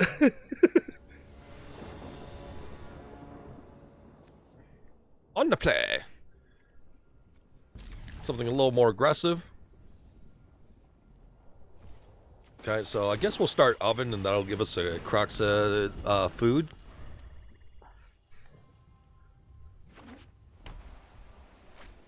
Please stop with the life gain decks. Nobody enjoys them anymore. Except every one of you that enjoy them, which is like a travesty of nature that you want to keep this fucking long.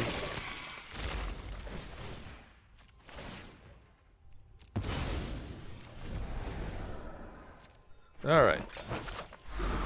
2 food tokens.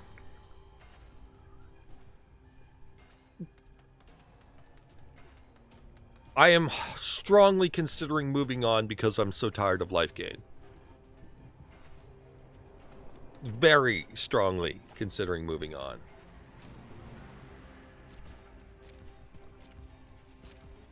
Oh, full control.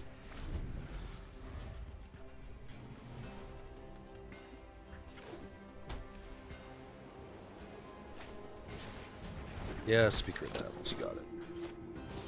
Oh, yay.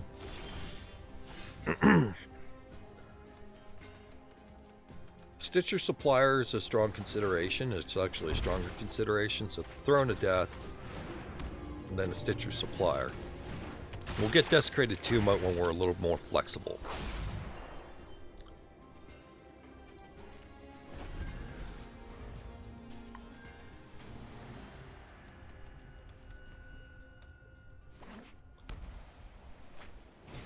Passionate Orator, sure. Sure, why not? 3 Cleric classes. Let's gain 500 trillion life for 1 action. Okay, they're afraid. They're very, very afraid. We're gonna crack for Stitchers and try and get something into the yard quickly. That happens to be a cat. No cats, but we milled all our lands, so we have absolutely no lands now. That's okay. We'll play Aegon. That'll hopefully start getting us moving here. But they have so much ridiculous amounts of life gain that this gets out of control, as usual, once again.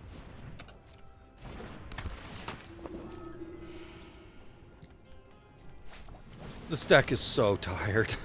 It's so tired. Stop playing this deck, people. There are other decks. Like, you have literally the ability to make a second deck at this point after a year or two of playing life gain. Yeah, fuck it. Why not?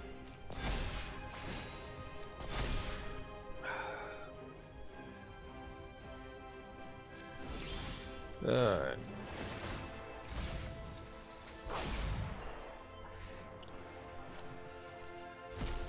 You know what? Fuck this. I'm tired of life gain. I'm tired of seeing it. Forget it. I don't want to see it. Let's just find a different deck. It's just probably healthier to find a different deck. I will literally play against anybody else and any of their decks that do not involve gaining life. At this point in time, I'm good for it. I will play against any deck that I dislike over life gain. That deck just needs to die. We literally need hate cards against it. That's the problem. We just have no hate cards against that deck.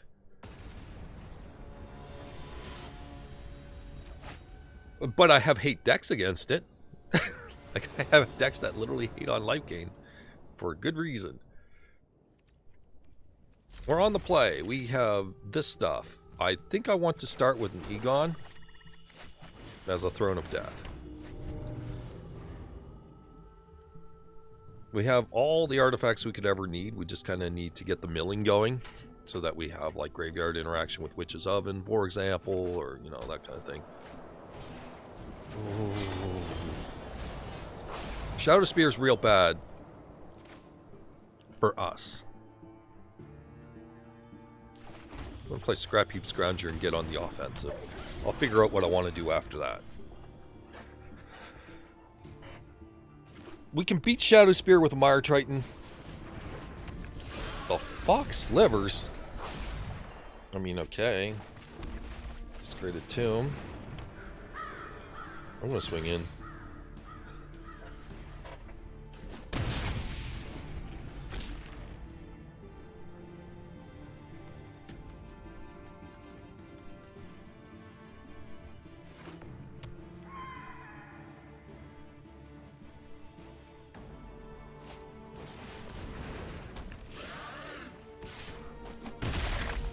Whenever this creature puts combat, okay.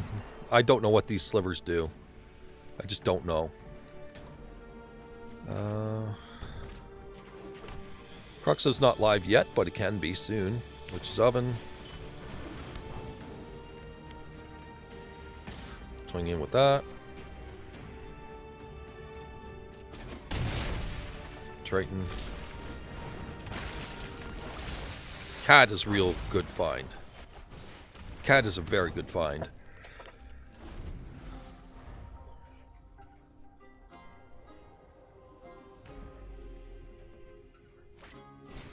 Manawef Sliver, I know that one's a potential problem.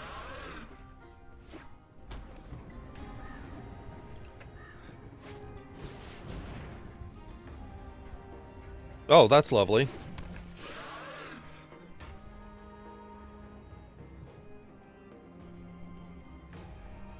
Okay. So this does thorns or something.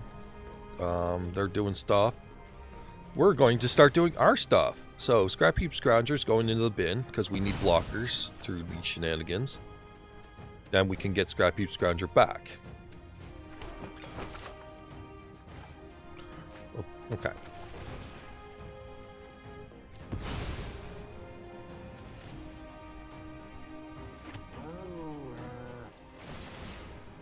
Stuff.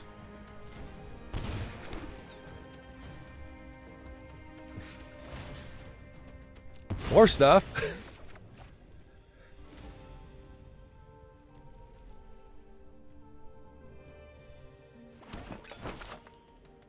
See, Cat Oven's not slow, it's your opponents that are.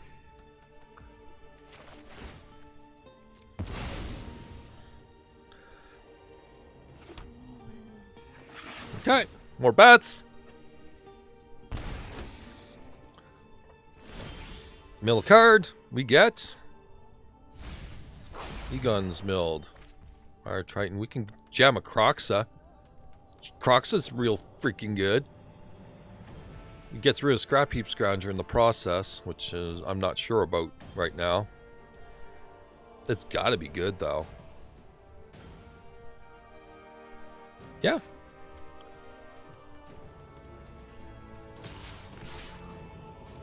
Send in the bats.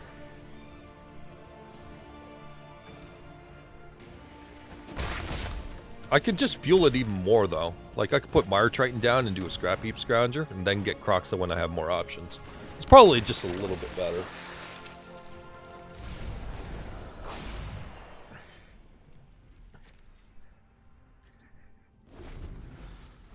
Okay, so we have a lot of bats coming next turn. A lot of bats. Our opponent plays the first sliver, cascades some random things into Cloud Shredder. Is that Cloud Shredder? Fuck. Alright.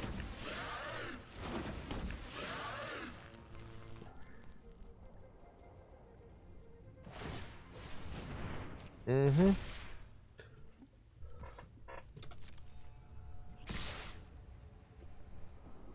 Okay, how many creatures can I get out? 1, 2, 3, 4. Not enough. So we just let the first sliver go.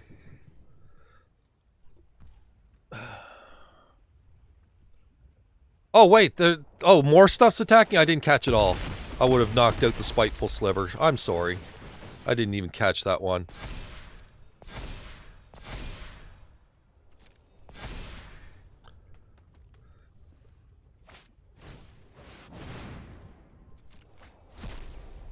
I might have screwed that up.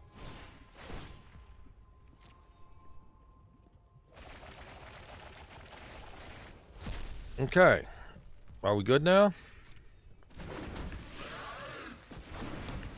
So it's just vomiting out way too much stuff. Would you believe that if they didn't have Shadow Spear, we'd probably be just fine, honestly.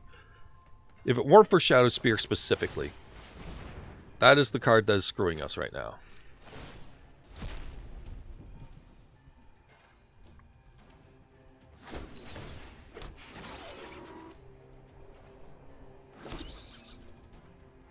So, what I'm noticing, and the trend that I will definitely notice with this deck is, as usual with my decks, if my opponent is not interacting in the slightest, then it just falls apart. Linear decks, just... I'm never really set up for them. And it seems like there's just one too many of them now. So, like, the kind of decks that I play are just, like, bad to play, I guess, right now. My style is not the right style. Because interaction is for suckers.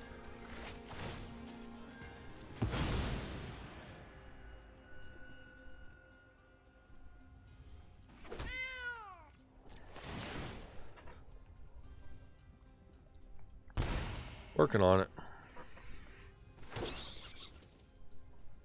So everything's flying, which means Mire Triton's useless. So all the ground stuff. Yeah. Interesting. So I just can't do enough right now. Yeah, okay. Can't do enough. The life gain is too much. I could have blocked the Spiteful Sliver and probably had a little bit more of a chance, but with it in play, I can't do anything. Alright. Linear decks are everywhere, and it's kind of why I said a while back that Approach of the Second Sun is your best card to play right now. Because if you're playing a bunch of non-interactive stuff, then if you want to go over the top of non-interactive, that's the best way to do it. Alright, well, let's see. If that deck's no good, then fine, whatever. That's the case. Did we play the mill deck? This is also a non-interactive deck, which may or may not have some updates to it, but this is a non-interactive deck, as you would see by this fella right here. So we're only allowed even CMC cards in our deck. And so the way this deck generally works is we try and get up to Gyruda, the actual name there. And when it comes into play, mill 4 cards and put any even CMC, mill 4 cards from both your opponent and yourself, and put any even CMC card into play. And the whole idea of this deck is to play things like Luminous Broodmoth as well, which says when the creature dies, then return to the battlefield. We got Spark Doubles for copying, Thassa for redoing it, Vizier of Many Faces, and Nightmare Shepherd. And the whole idea of the deck is to abuse the legend rule. So, legend rule says when you got 2 of these in play, then one of them's got to go. Well, one of them dies, then Luminous Broodmoth brings it back. And then you sacrifice the other one and bring it back. And you cycle and you cycle and you get more and more and more. And the idea is when you play one, you win the game because you just milled out your opponent for everything all at once. And then once in a while you can like kill people with it. After that, I don't know what's the kind of cards that we want to be playing in like the ramp category or anything like that. I have no idea. I don't know any of that stuff on if there's anything valuable there. Show how the deck plays, and if you're watching in the comments, then like if you happen to know something that works perfect for it, like you know the idea. We're ramping and then we're milling in 1 turn kill. So if it doesn't go towards that plan, I'm probably not interested. If it does help that plan, then I'm very interested. So the idea here is that we're bringing back ETBs. So any resurrect abilities that can be chained off of it, a creature ETBs and resurrects or something like that, then that's fine. And graveyard to play in the mill process, that can work. That can totally work. But it's got to be even CMC as well. So there's lots of options, just that's where you're at. We are going to do our damnedest to just simply ramp up and hope that our opponent is not all that much faster. We do not have all the pieces we need right now. Anyway. We have Vizier. Vizier can copy your opponent's creatures. That is a thing.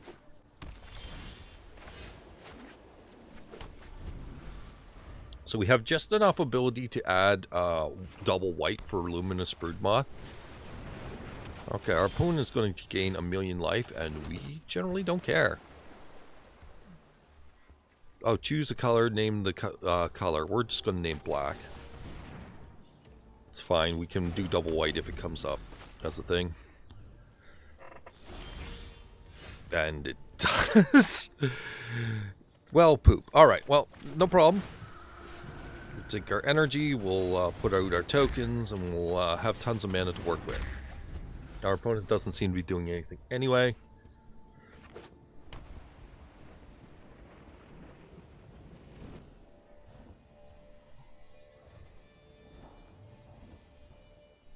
If they're planning on disenchanting us, that would actually suck.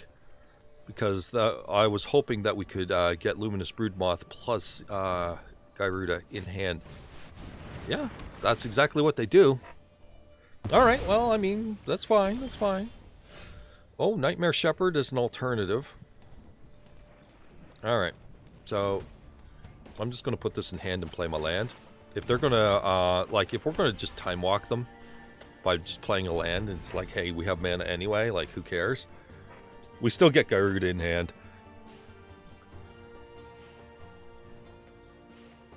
So aiming to get some combination of this stuff down. Expose this last. Set up the infrastructure, and then slam it down. Our opponent seems still a bit stuck as to what their next play is, because we haven't done anything. We've just simply ramped. They know it's coming.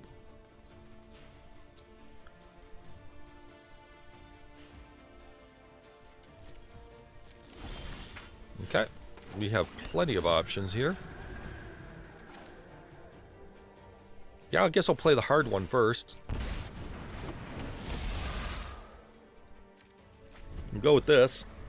And if they want to fight it with their millions of removal but absolutely nothing to do, they're going to play Soul Warden?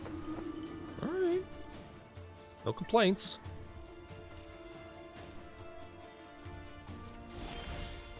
Not sure what they're up to on that one. Let's get some more mana. And luckily these two insure themselves, so we're going to be playing both of them and then just leaving them there. Guardian Idol, opponent. Thank you. So we play this one. Actually, they have flying counter, so Luminous Broodmoth does not fit the profile of this, so we'll lose the Nightmare Shepherd, but we'll get a 1/1 copy of the Luminous Broodmoth. That's where we're at right now. No attacks. We're not trying to win by combat. So we have 1, 2, 3, 4, 5, 6, 7, 8 mana. Okay, which basically means that, well, we're going to do Garuda next turn. Unless they have some means to absolutely murderize it, which will make it a little bit difficult, but we'll probably be fine. Leonin War Leader. Okay, they're tapped down. We're good to go.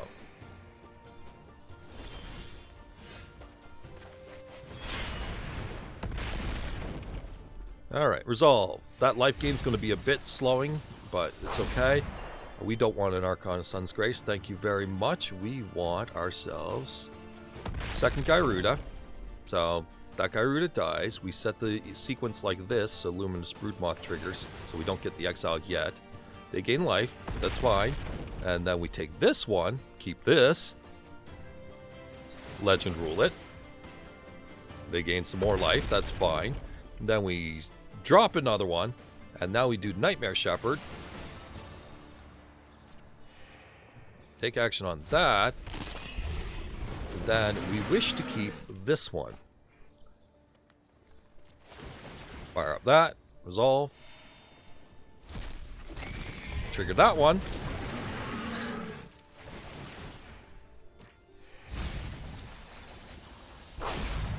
Okay, we get nothing there, but ours, we get a Vizier of Many Faces, copying this. Let it die. Set to Luminous Broodmoth. And then copy this. Let it die. And we're going to set another mill like this. See if we can find something else before exiling everything. Okay, nothing there. Take a Thassa. That'll be a bit of a slowdown. Legend Rule it again.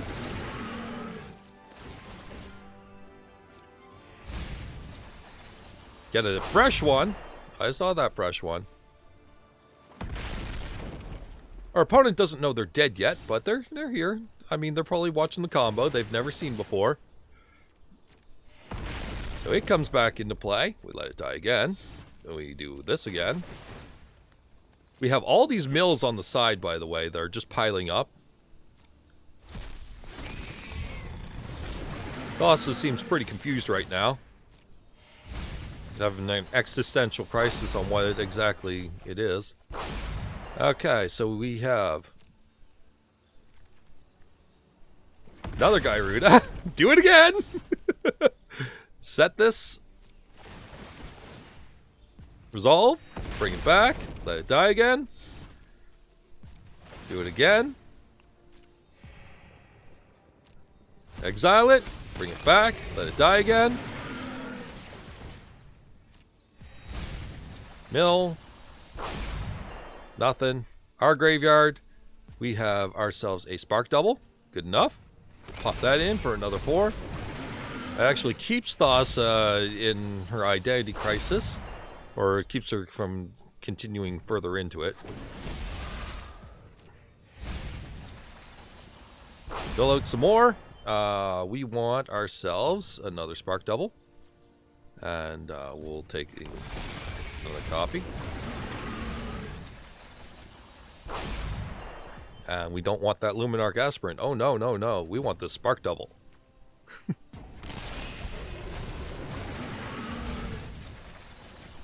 Getting ourselves a Vizier of Many Faces. That should do it. Actually, let's view Battlefield. How many do you have? 3 cards remaining? Yeah, you're dead then. Vizier of Many Faces.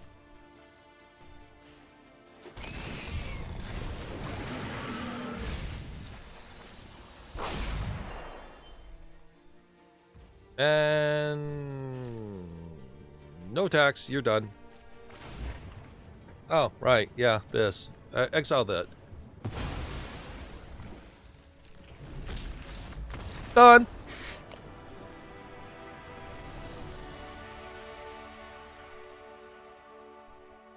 I don't think I need to explain that deck more than once. It literally plays the whole deck and everything that it does all at once. Like, it's a super fun deck, but I don't think I really need to explain what happened there. Since we're doing a feature today, we're running through a few decks. I think that was probably about as feature complete as possible. It's also super fun to do.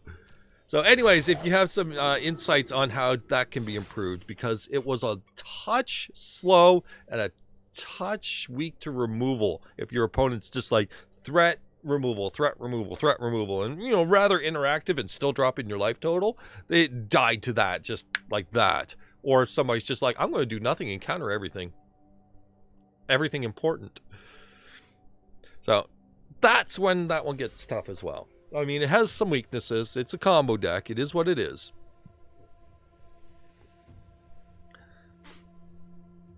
Oh, Historic Brawl was improved from bans, wasn't it? Is that ban list live now? Because I wouldn't mind playing Hazoret and some other Brawl stuff. I want to take a look. Is that list live, or is it live with Alchemy? Basically, I'm avoiding this format. So,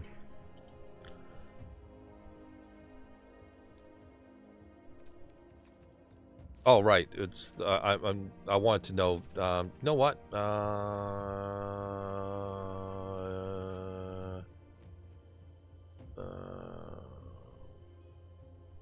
That's not going to work. I want to know. Oh, I can still check on an Ugin, right? I can check and see Ugin. Ugin's in the color pair. Reset.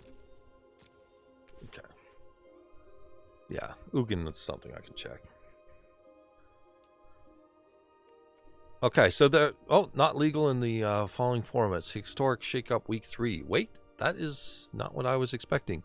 But anyways, no, it's not live yet. As soon as the bans for Brawl are live, we will be playing some Brawl.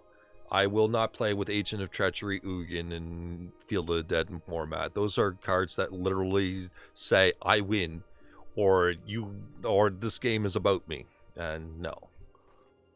No, I'm not into that, but hey, you know, we'll get there. I don't mind them playing them in a fairer format. Actually, I do. I hate Agent of Treachery in every way. Okay, well, that's fine. Let's run through some other stuff. Hey, how's it go? I think we'll play Sans Serif. We need to update this thing to its original name. There.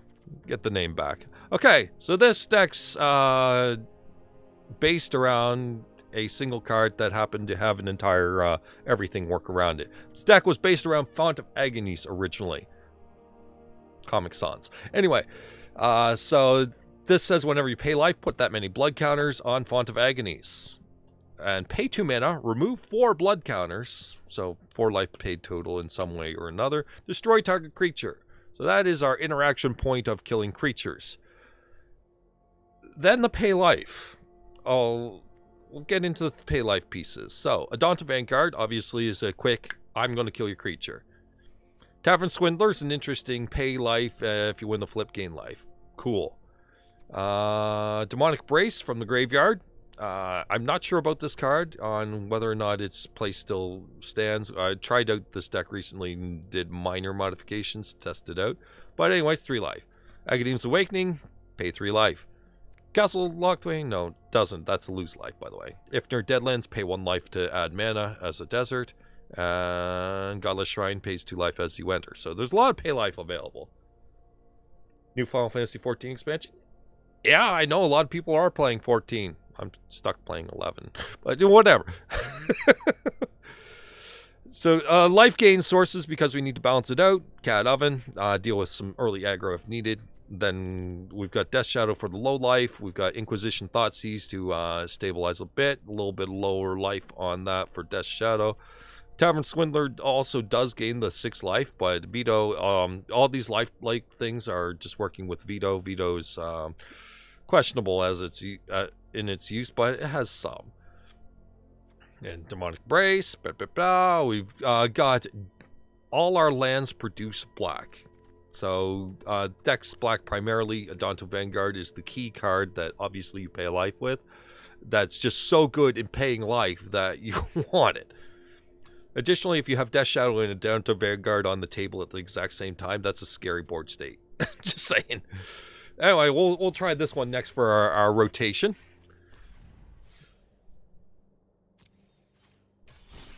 I'm trying to think of all the ones that I didn't play on YouTube yet. I was playing... A lot of these are updated high on the list because I was playing with a buddy of mine.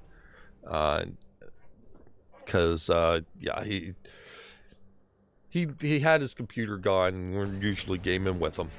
Yeah, he was able to play this, at least on tablet. So at least the first win for that. Okay, I guess so. Sure, why not? I would like to take the information first on this one. What are we up against? Let's drop the Called Familiar and go from there. Red deck wins. Font of Agonies. Okay. Send in Cat. We're going to Font of Agonies. We'll shock in. Then we'll play the Cauldron Familiar. Balance that out. Target Intimidator. I mean, it's a card, I guess. I mean...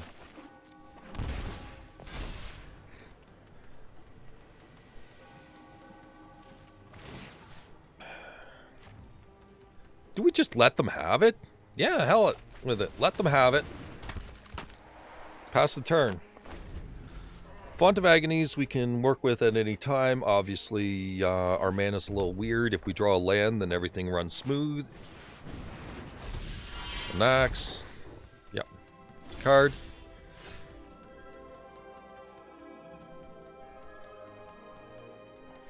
Alright.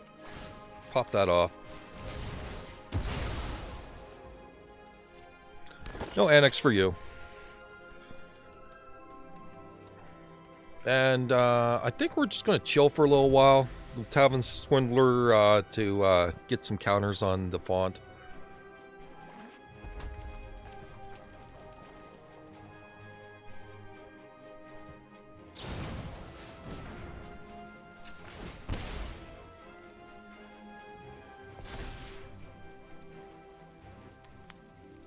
Yay! Yay! Robber of the Rich exists. Opponent seems a little bit frightened. Okay, so I think we'll Adanto Vanguard for now. And we're going to just hold steady. And then we're probably going to kill some of their board at some point here.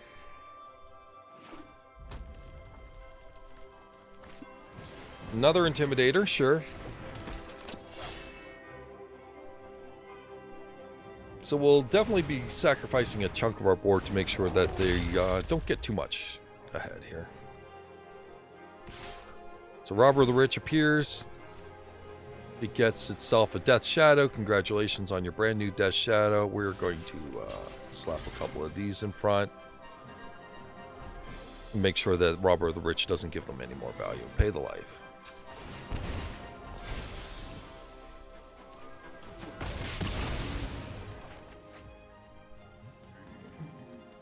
Alright. Concealed Courtyard's kind of poopy for that, but you know what? Whatever.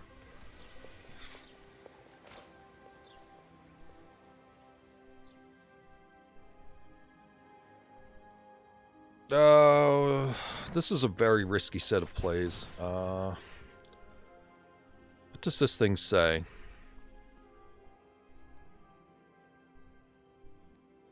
Okay. That's a giant. That's a satyr. Fine. We're going to do some of this. Stall out.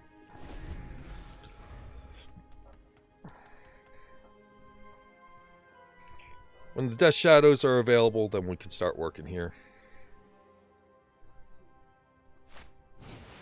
That's a card. That's certainly a card.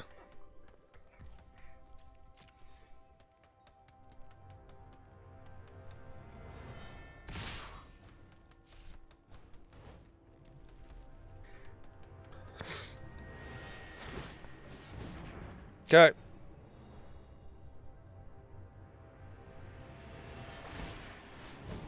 Okay. Block. And pay the life, I guess.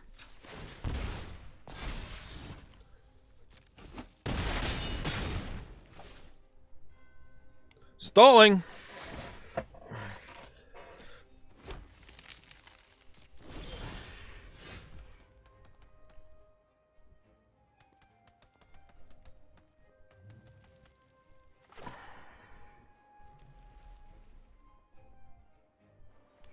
So I can just kill 2 creatures. And that's probably good enough for the next turn. Spend the mana, just kill the creatures, get ahead. I'm okay with that for now. Yeah. We're not using Adonta Vanguard for paying life anymore. We definitely need to kind of get ourselves a little bit more ahead again.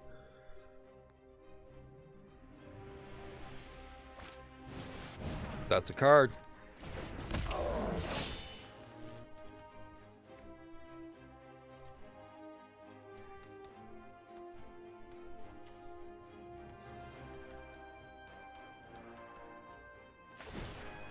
It's getting real dicey, though.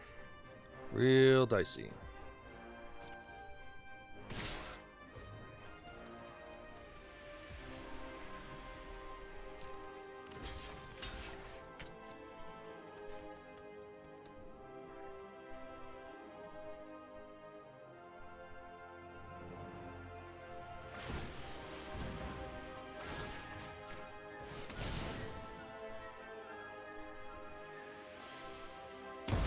Okay. Get rid of the charger.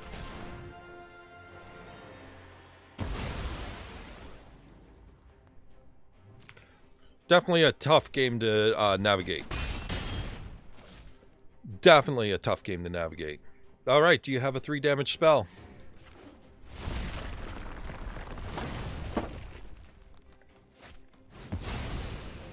The answer is yes. Yes, they do.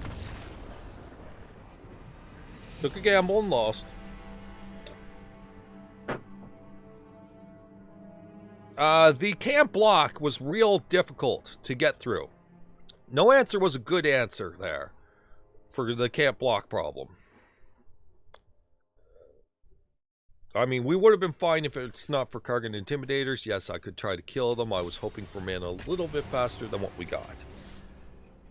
Obviously, a tap land when you need it. The 4th land is always a fast land every time, no matter what, without fail, unerring. That hurts a little bit too. That slowed us down a lot. So much. So much.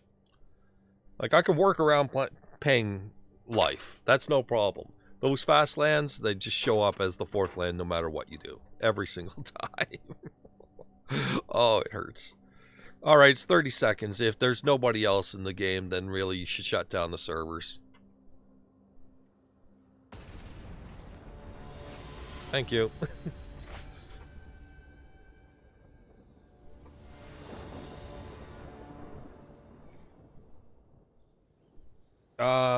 Font of Agony's Inquisition is interesting as well. I definitely want to go with a combination of all of this stuff. I'm going to open up with Inquisition. We're playing against Lurrus. Lurrus is a probable alliance. Sounds like the perfect card to get rid of.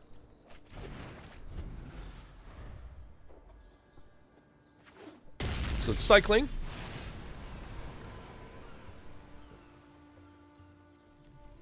If that's the case, then I probably just want a Tavern Swindler right away. Or some other way. No, maybe I'm paying life immediately. That's a possibility. No, Tavern Swindler is actually perfect for that. Never mind. Yeah, play Tavern Swindler without paying life. Start there.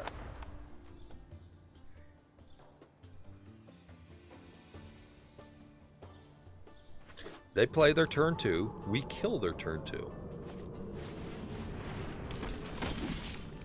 So from here, we play Font of Agonies. We pay 1 life to add black. Flip the coin. We now have 4 counters. We win the flip, so, you know, yay us. And then, I guess we're fine with the white mana now. And we pop off Valiant Rescuer.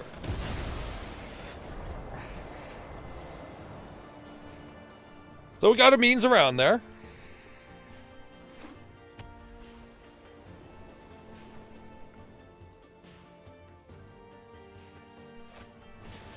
Drenna Stinger, that exists. We can kill that too.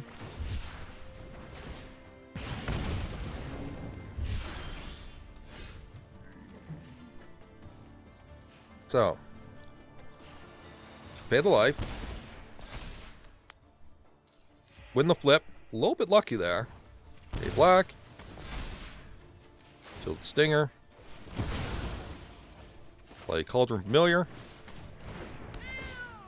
Ding them for another one. Click off screen because reasons. Get back to the screen. Play Locthwain. So we have the ability to kill a creature every single turn. No problem there.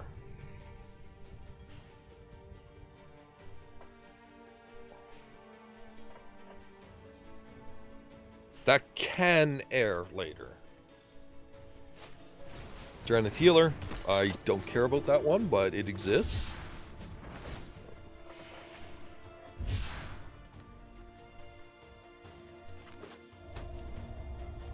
Okay.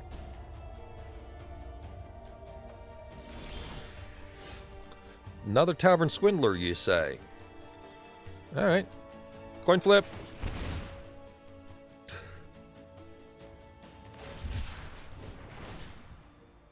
Okay.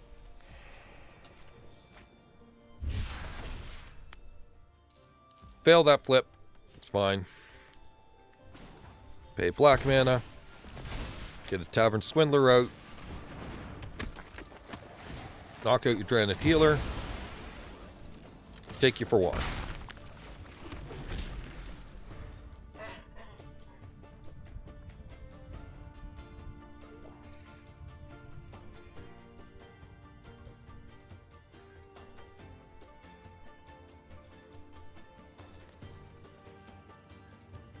Okay, so they may have a cast out.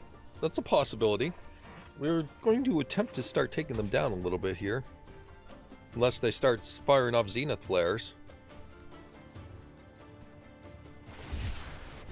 Not yet. Drannith Stinger appears again.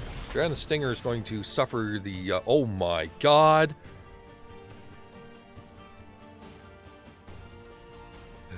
Oh my god. Alright. Pay black. Veto. Swindler. Come on. Yeah. Take 3. Nope. Nothing today. Off you go. Hit you for 1. It's falling apart for you over there, buddy. We can also use the Ifnir Deadlands at any time to just simply kill a 2 power or 2 toughness creature. It's just Veto was such a good play. I was planning on using the Ifnir Deadlands. So yeah, it has the second thing where you sacrifice desert, put 2 -1 counters down. Let's see, 1, 2, 3, 4, 5, 6, 7, 8, 9, 10, 9. It's 9. It's literally 9 for the Zenith Flares.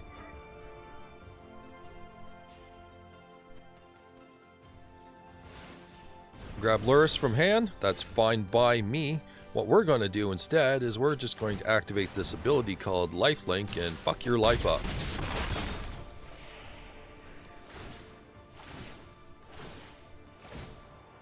How's that Zenith Flare working for you over there?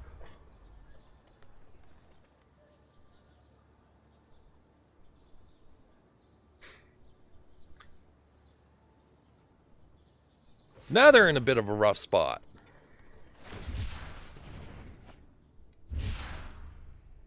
Zenith Flare is going to gain them life again, sure.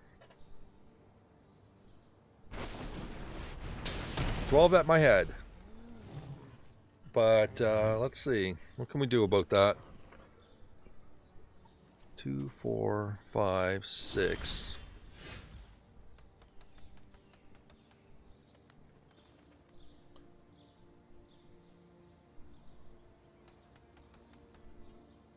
Because we're 1 point shy. But we can beat the Zenith Flare if we just do the lifelink.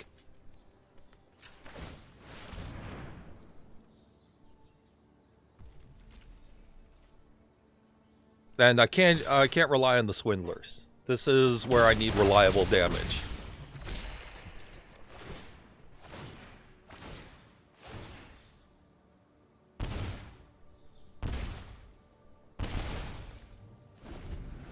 So it's how long can you keep that up? You can't go to faced with it every single time here. It's just you're not going to beat that race.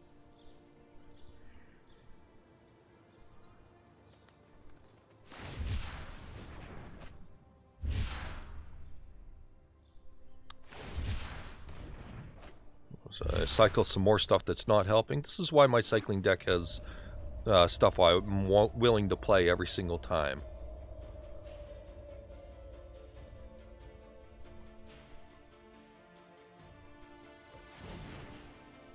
Though I can't find my cycling deck. I don't know if I deleted it or it's just... I don't know what happened to it. Yeah, that's just not good enough. But it's getting closer, so...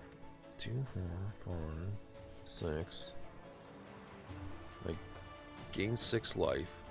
So they'd have to have a third Zenith Flare right off the get-go.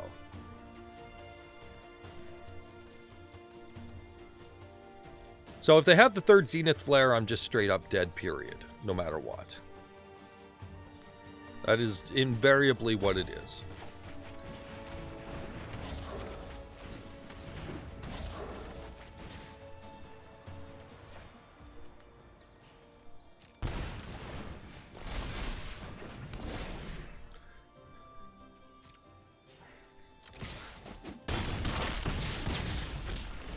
So I'm not winning if they have third Zenith Flare.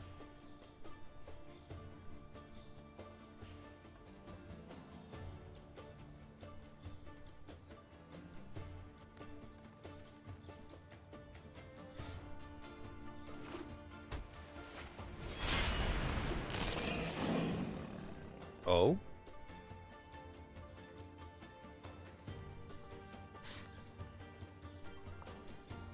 Oh? Oh. They didn't have it. Oh.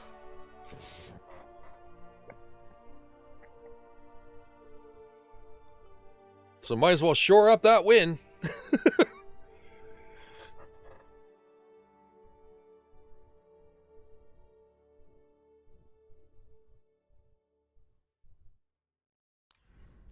They went for the let's win route, and they didn't quite get there. I'm not sure if the let's deal with the table had an alternative method of going about it. there, but yeah. If they had just dealt with the things on the table, how would they play out? For example, if they took out the tavern swindlers, how much would they have available? Not running that risk. They'd have a good chunk. They can make a new board. Obviously, their creatures don't survive due to one enchantment removing all of them.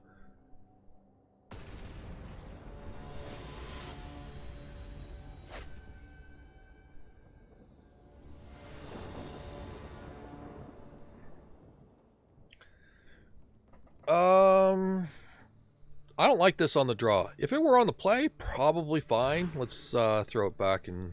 Okay, this'll do. Probably throw Inquisition in this case. Let's not fight that fight right now. Font. If it's Spell Pierce, I'm walking. Okay.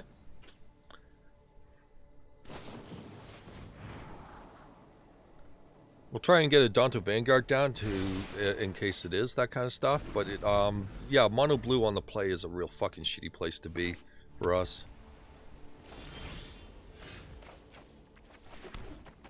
Alright, Daunto Vanguard then.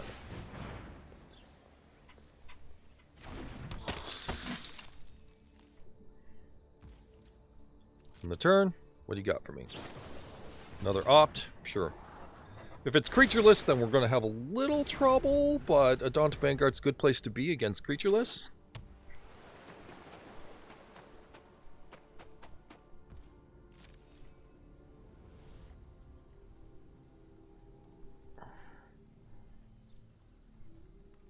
Opponent?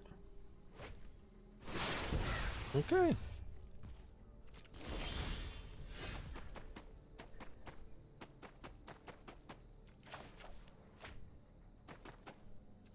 I mean, I guess I can play Tavern Swindler for now. Crack in with the Daunto Vanguard.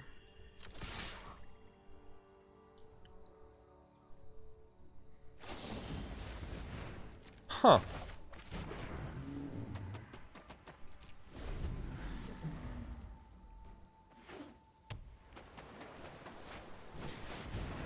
The fuck?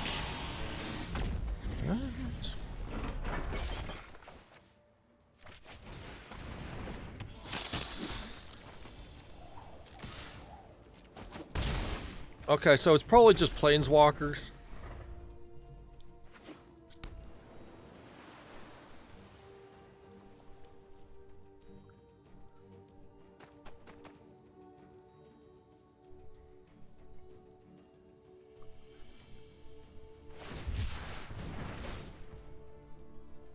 Okay.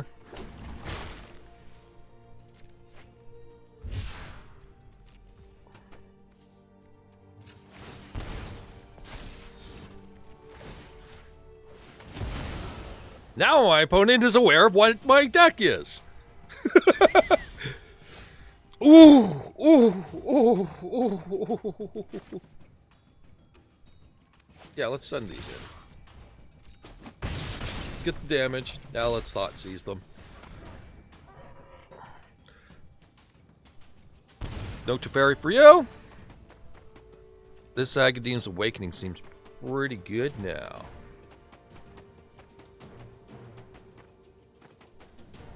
Not yet, though. Soon.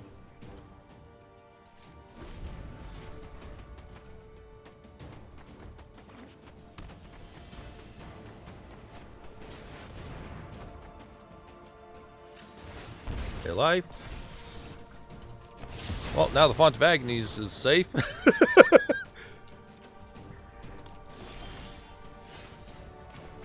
That extra land's not bad. Send in the Daunto Vanguard.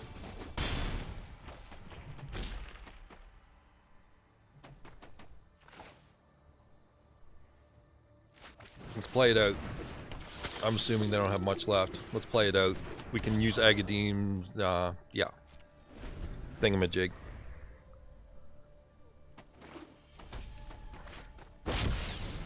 Mm-hmm.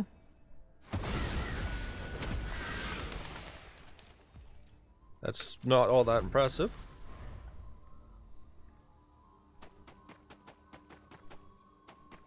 Do bear in mind that I have a Font of Agonies in play.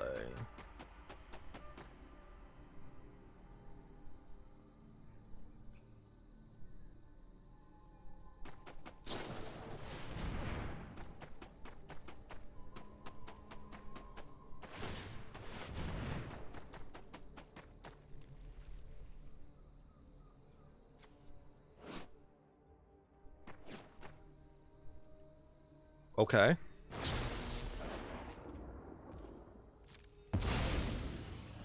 Okay.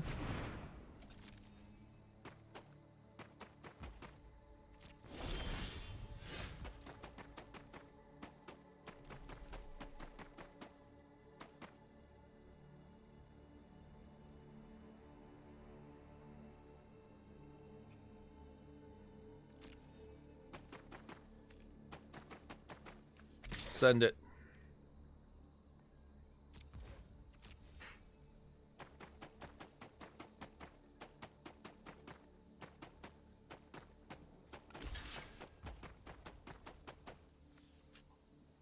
That's probably not that valuable. Alright. Pay the life.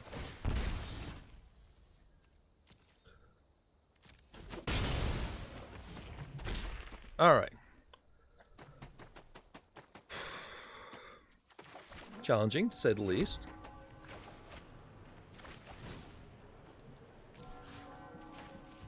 I hate control magic, by the way. If you want a thorough explanation on everything on that, I really, really fucking hate control magic. Also, Narset. Narset's a good way to piss a person off and get them to punch you in the face and rip up your Narset. Anyways, I'm glad this is digital so I don't end up doing something I don't want to. Or, you know, I shouldn't. Alright, yeah, I guess. Sure, why not? Revitalize? Lovely. Go ahead, revitalize. Fucking revitalize. I dare you. Yes! Bye-bye, Death Shadow.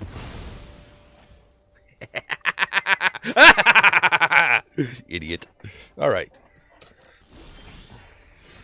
That's a card that exists.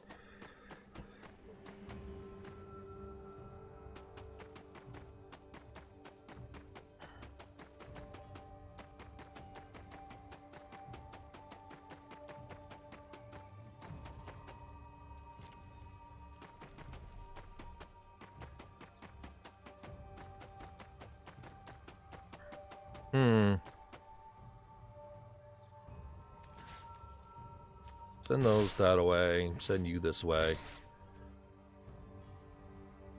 Just get the Narset done and dealt with.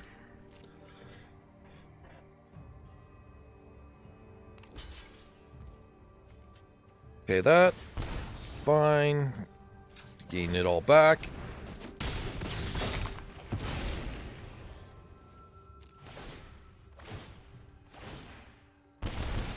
Down 6.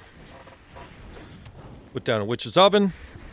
Stall out so they can't fucking steal something again. Well, I mean, they can steal the Witch's Oven, but, you know, whatever.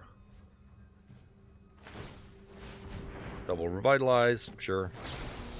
It's almost like I came up with a cheaper way to do this.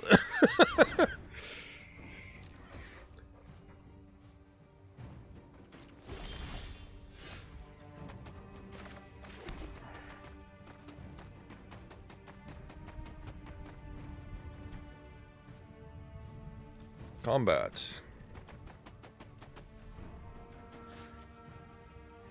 Send these up to you. What say you? Oh, fuck. I missed out on something.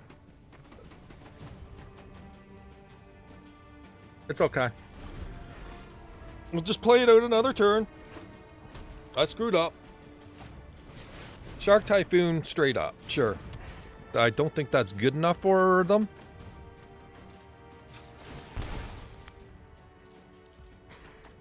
That's not helpful for us. I think we need a Locthwain trigger. That's not a very good one for us. Alright. That's pretty good for us, though. Inquisition. What you got?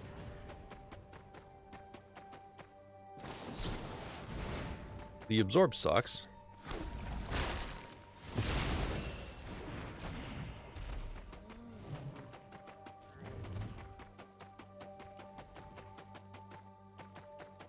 So,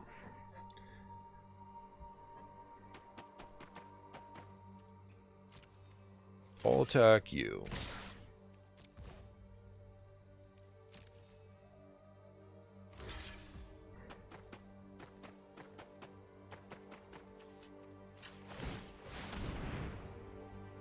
Okay.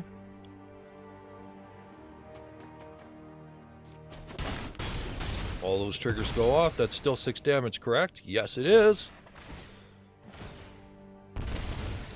I wasn't 100% sure there. It's trying to, like, cloud of everything there. I wasn't 100% sure. This deck is really, really, really hard on the head for a lot of math. So many numbers flying through. Just running the margins.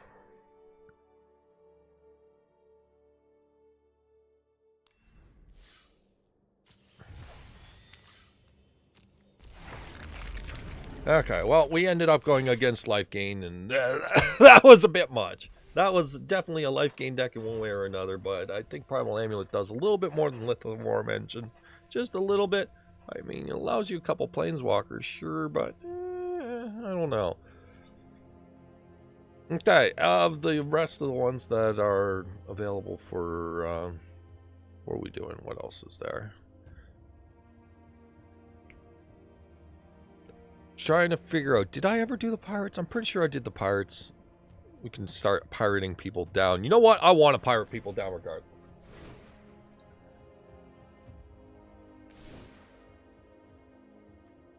So I'm thinking about another half hour or so of the stream, and then we'll continue. Pirates is one of them. If we do it out the whole way, possibly, sure. If we don't, then there'll definitely be something else. Anyways. Is there something that improves the efficacy of this deck? Lightning Strike may be potentially slow. I'm not sure. I don't know the alternative options as of current. Also don't know what pirates are out there. Like, are there new pirates that actually matter, or did they give them the straight up identity of blue-black now?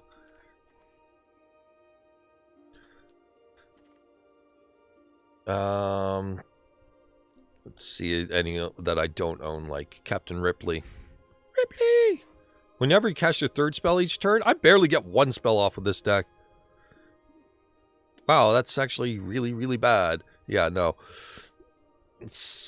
I see pirates have not failed to be terrible. Okay, everything's all the same old stuff after that. And then there's... Yeah, we're not sacrificing creatures. This is not a pirate. This is something else. Alright, so from what I can tell, there's absolutely nothing new or relevant about pirates. If it is, it's probably in blue, and they're trying to stick with that identity. There's nothing towards this pirates. No. That's a shame, but hey, let's get some stuff down. Let's beat them up. Mana colors are important. I did pick up, with my last wild cards, my last rares, I ended up picking up... Why am I not playing... No, it doesn't matter. I think I wanted the ability to cast Embercleave. Maybe that was it. Embercleave, Lightning Strike, yeah, those options. I'll grab a couple 100 Ridge. We'll make the 2 things that I spent the last 2 wild cards on, because being able to play Rakdos is important to me in life. And I feel like that's where I was going to probably put most of these decks with the Inquisition Thoughtseize. Figured that's where I was going to be with it for the most part. So that's where I wanted to put my investment. I mean, I already have the green-black ones for that, and like I want to be focusing on the black decks, which will limit the amount of lands, limit the amount of cards that I have to cash in. That said, I still need like Faithless Looting, paying a rare for a common or whatever it is, because that totally makes sense. All right, we're on the draw. We'll see where we're at. But Firebrand exists. Keep. Adventurous Impulse, sure. Clan Caller, well, I guess they're not playing the Clan Caller now. I do not want to sacrifice this firebrand ever. Our opponent is playing L's, so that exists. Through to the Cal is a card.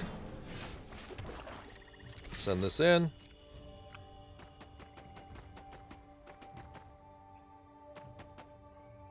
Baby Yoga, hello. Welcome. Let's punch him harder. Through to the Cal is not the one that scares me. Because if I put an Embercleave on Direfleet Poisoner, they are never fucking killing me. Kyber Kel, whatever you do, I'm not sure. You do something, I'm sure. Untap a thing. Something, something, Death Touch.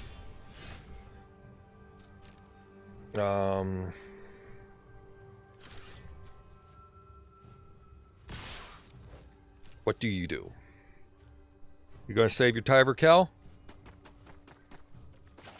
Nope. Then it goes down. Okay, so we have our creatures. We just need to kind of, like, you know, draw a land once in a while. Another Tyver Cal. Kind of expected that at this point.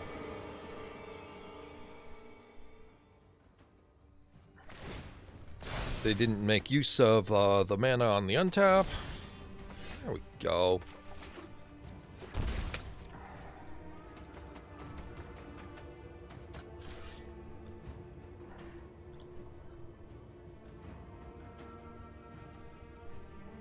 How do we want to do this? Just discovered my channel long ago, just never stayed on my live streams. Oh, okay. It pop on when it's a little more convenient to you. That's fine. Let's do these.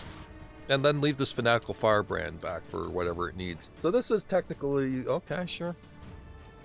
Okay. Tyver dies. Next. Let's get a Daring Buccaneer, revealing Neckbreaker. That's no big deal to me that happens.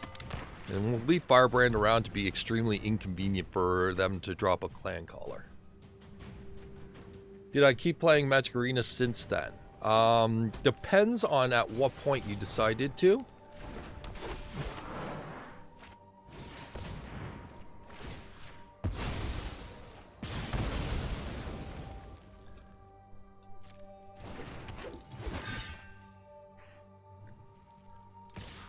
But not always, no.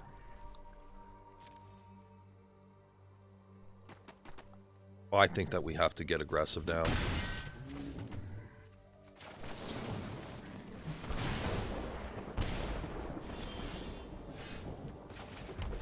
Alright. Swing! What do you do? You chose poorly.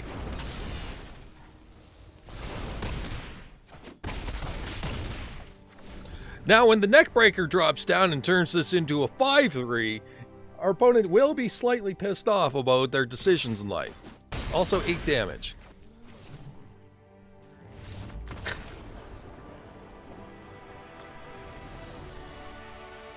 Like 2 years ago? No, I didn't. I quit like a year ago because of the power creep was really getting to me.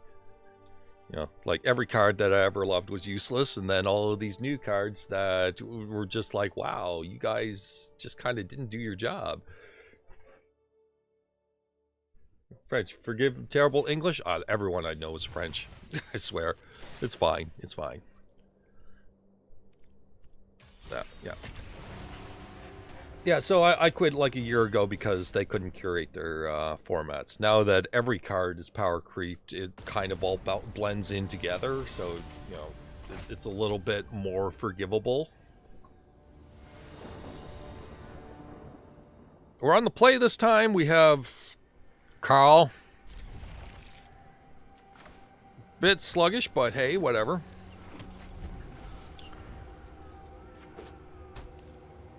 Random Map Ruins, Darcy, Carl. Not liking our position from this one. Our hand's just kind of not evolving. We drew another land. I wanted a little bit more happening because if they remove Kari Zev, we really don't have all that much. Thermo Alchemist, so this is just straight burn. That's not bad. That helps. Alright, send in the clowns. They either block or they don't. I mean, they can block the monkey.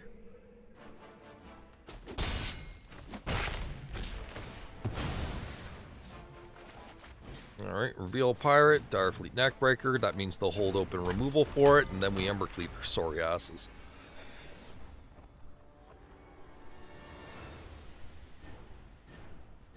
That said, they may be attempting to burn soon, so we'll see. Yeah. Whatever the fuck this card does, don't even know.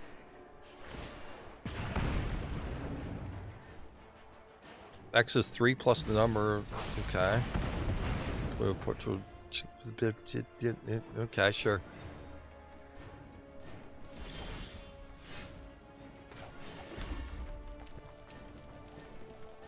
Well, I mean, we need this. We'll hit you for 4. If it's just going to be fucking removing our shit and just way too much removal, it's going to be a lot harder.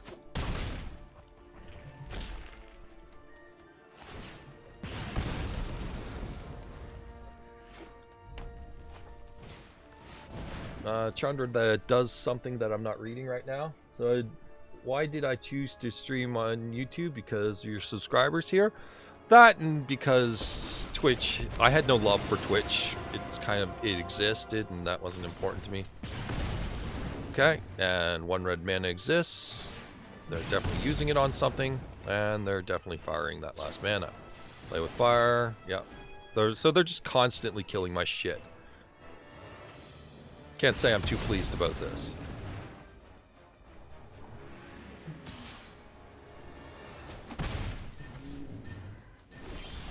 So instant sorcery creature. Direfleet Captain's not bad.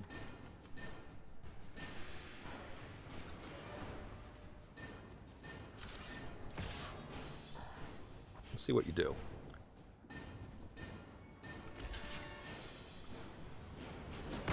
I didn't expect them to play ball on that one and like totally block shit and whatnot.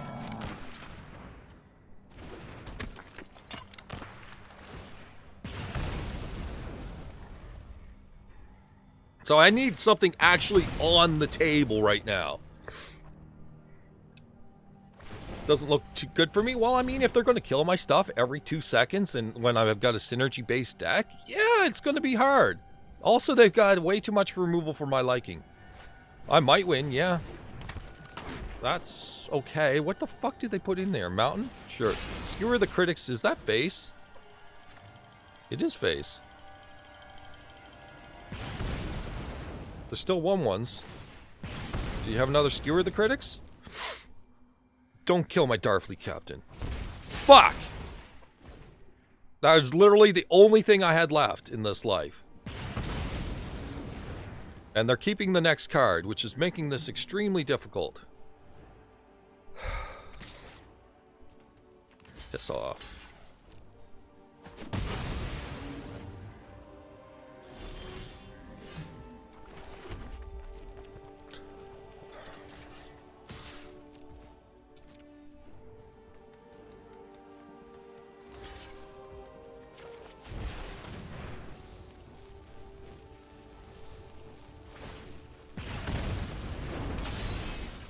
That's all I got. Alright, well that prevents whatever, nothing, honestly. Yeah, they've just been kill. It's way too hard to keep up with it. Yeah, removal heavy decks, I usually just walk away from them. Our opponent's playing Burn, which is also like not exactly an engaging match either. Alright, I'm just not interested. Whatever. I lost interest, to say the least. I'm bored. If you're just going to kill stuff and extend the game, if you're going to play Burn at the same time, Like, those are two matches that I'm just going to fall asleep to. Mill is the same thing, because Mill and Burn are the exact same deck. So, that and removal heavy stuff. Life gain, I will tolerate to an extent. GG still?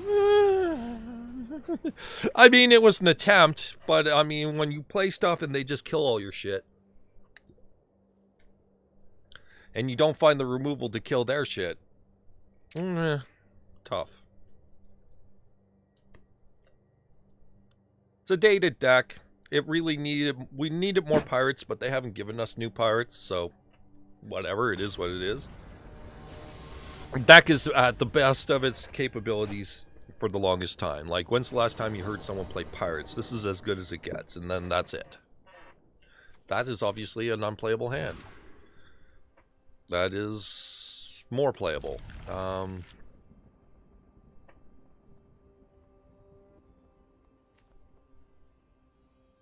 Guess you. Are we on the draw with this nonsense? We are. Oh, our opponent has not decided to play yet. Don't be Gruul, please. Don't be. A little too heavy on the mana there. Legion Caryatid, sure, why not? Starfleet Captain. Feel like we're going to be too much on the back foot. Don't get me wrong, the pirates can get by, but our mana's not helping. Colossal Majesty, okay.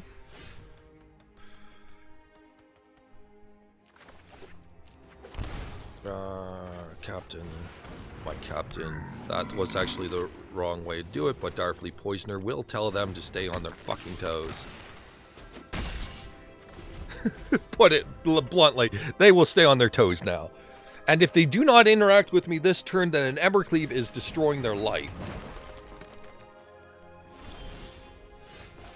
That's not bad.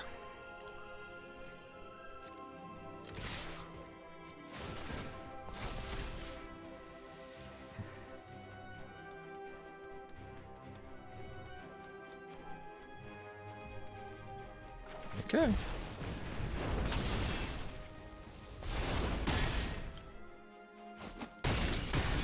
All right, now they're at 3, I'm wondering how they feel about things.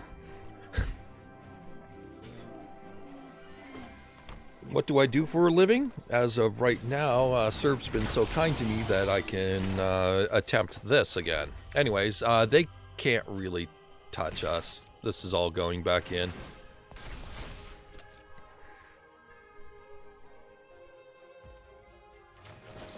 But wait, there's more! Here's the death touch that you would never have survived. I can get a job anywhere. Every place is looking for work. I can get a job on a whim. I have a nest egg. I'm fine. I can definitely try this. It's fine. Yeah.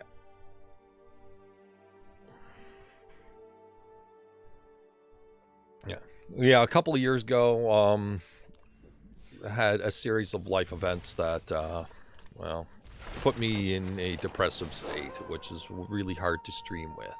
So I've mostly gotten over it to the point where I can say, hey, I can, be myself or whatever. It's like, it's way in the back of my mind now. So it's a lot better that way. So anyways, let's try and find a different angle of approach here. I think we definitely need something mid-rangey, something highly interactive. We haven't played interactive yet. I'm interested in just playing the mid-range deck that we're trying to learn here for just a shorter bit. So close out on the mid-range deck. This is the one trying to learn, trying to figure it out, see what the right cards are as well, and just say, hey, is this working? So this is where I want to be. I want to try this. It draws a bunch of cards. It's got the Jor-El plus Sven going on. Cheville is wonderful in this, and just like, yeah, we're playing this.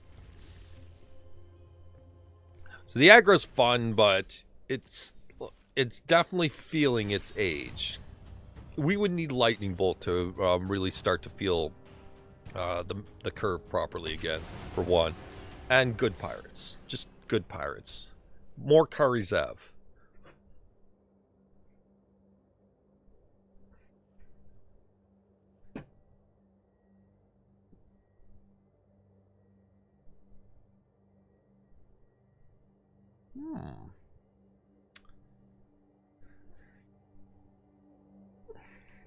So yeah, this is the one that I want more dedicated videos for, but I have to keep up in practice. So doing it at least once this stream is really important to just kind of keep in mind on things. This is a double Jarell.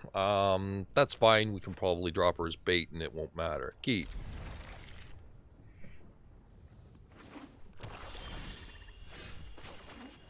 Yeah, we have Lightning Bolt. It's just not legal for some strange reason.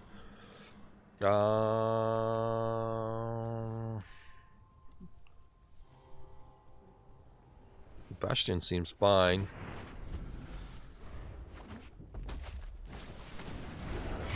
Kroxa, I'm going to throw away Watery Grave. And then I'm going to play Cheville, I think. This is on... No, I have to do it this way. Do that, play Cheville.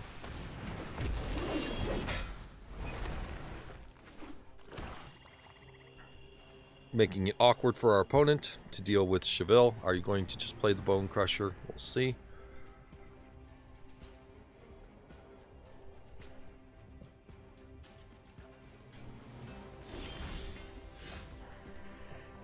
Seems that's not the case.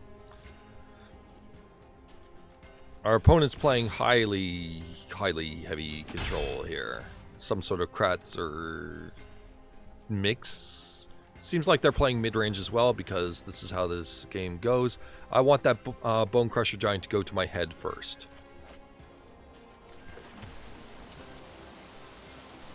Force that to happen.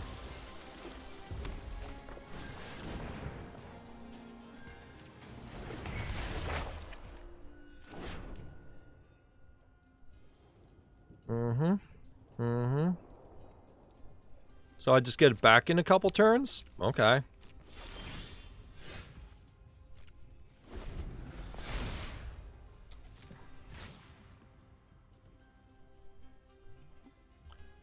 We've got a lot of removal. I'm not sure how to dance around it yet. Once the Chrome War's gone, then I'm okay.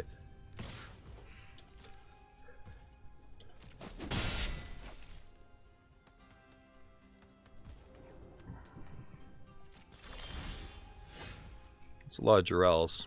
We don't want to actually do something with it yet. Where's this Bone Crusher going? Okay. So Cheville comes back to us.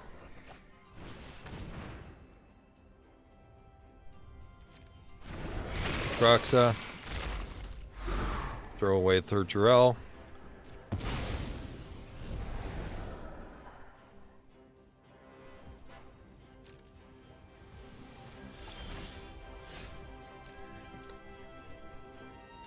Swing in with Cheville. Just fine. Play some of this. They're probably trying to fill that yard up a little bit. It's not working. Yep.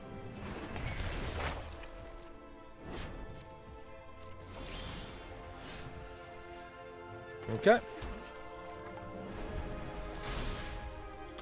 I have no reason to play into that nonsense.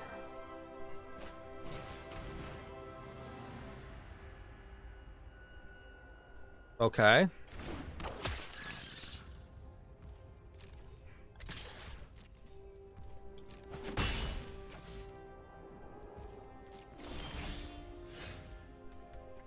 Guess I'll play this. Then I get Cheville back. They're not even playing Bone Crusher Giant to put pressure on.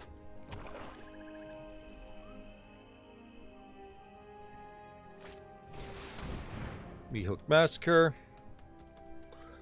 Okay.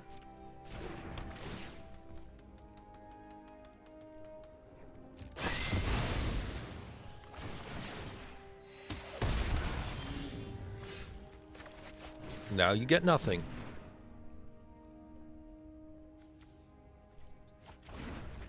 Burning a Rune Demon.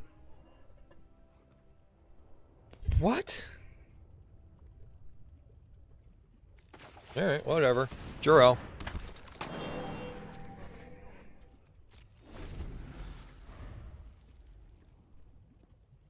Think I should keep on making 25-minute gameplay videos because live streams will not grow your channel as much? It's up in the air there. I'm happy doing it as I'm doing it.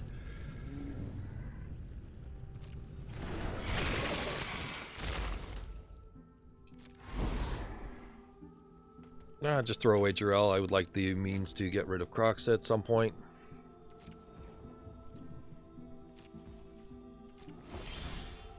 I need to draw some cards though, but alright.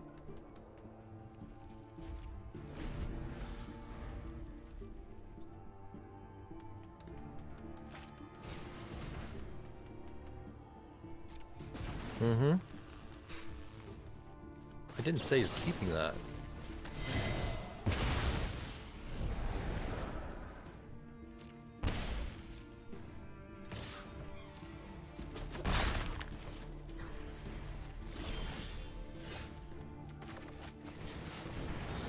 I'll see how you want to play.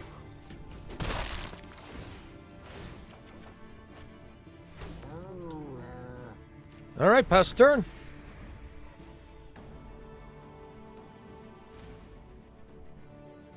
Yeah, I'm trying to find what I want more, but yeah, sure.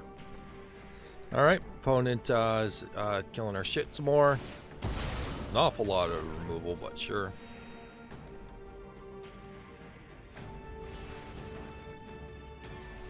Okay. Okay.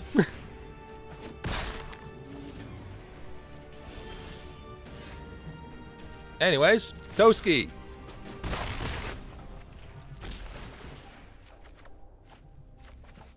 It's pretty good. We'll take that.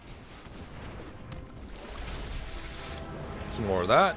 I guess I have no reason to hold cards in hand. Like, Jarell has every reason to hold cards in hand, but yeah. Okay.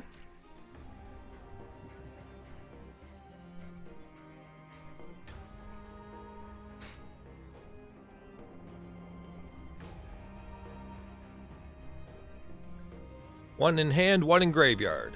And I choose... Put the chosen card into your hand and... Okay, sure.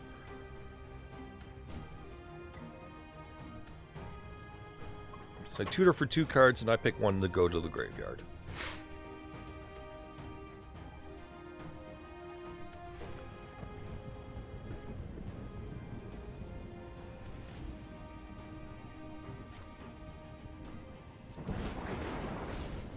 Okay.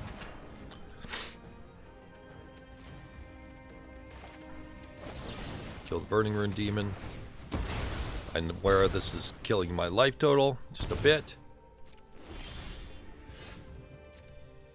Let's draw 4 cards. Sure that we can find something in there.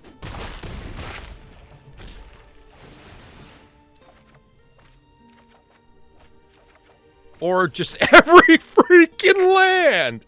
Holy moly!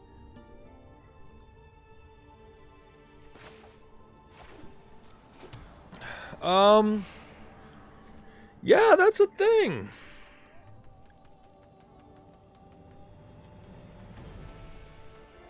I can't cast Thoughtseize because the moment Meek Hook Massacre has something die, it's going to... Yeah. Okay, bunch of land were the cards that we drew.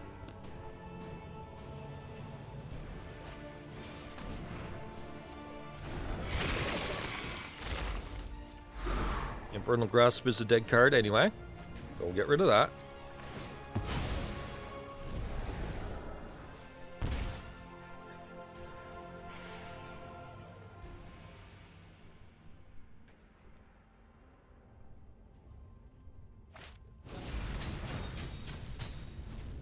Okay, that comes down. Get rid of Thoughtseize. We can't get rid of a land. Bounce it. And we're going to start drawing some cards to get out of this. Oh wow, look, more land.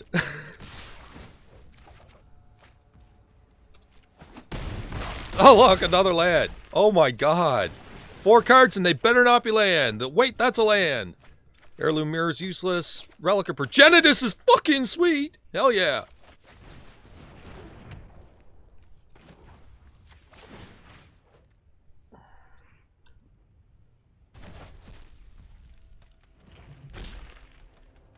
So this doesn't do anything as of current.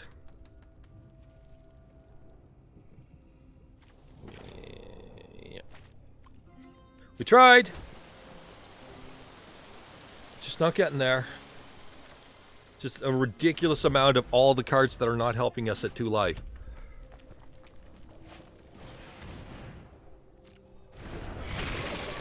So do you have like 4 Kroxa?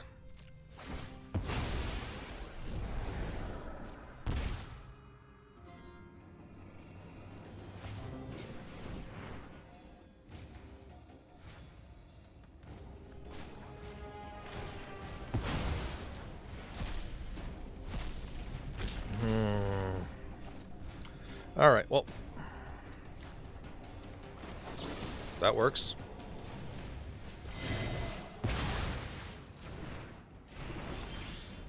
Now, what were you saying, opponent?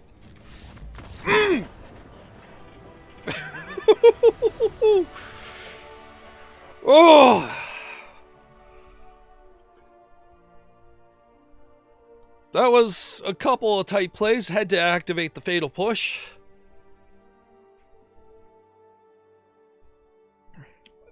So my sequence there was draw a card, find anything that'll deal with this situation first and foremost. So like another Brazen Boar or anything like that. And then I realized I just sacked Relic of Progenitus. I have Revolt. I can use Fatal Push. Whew, whew, oh. Oh. I didn't let you get the best of me today.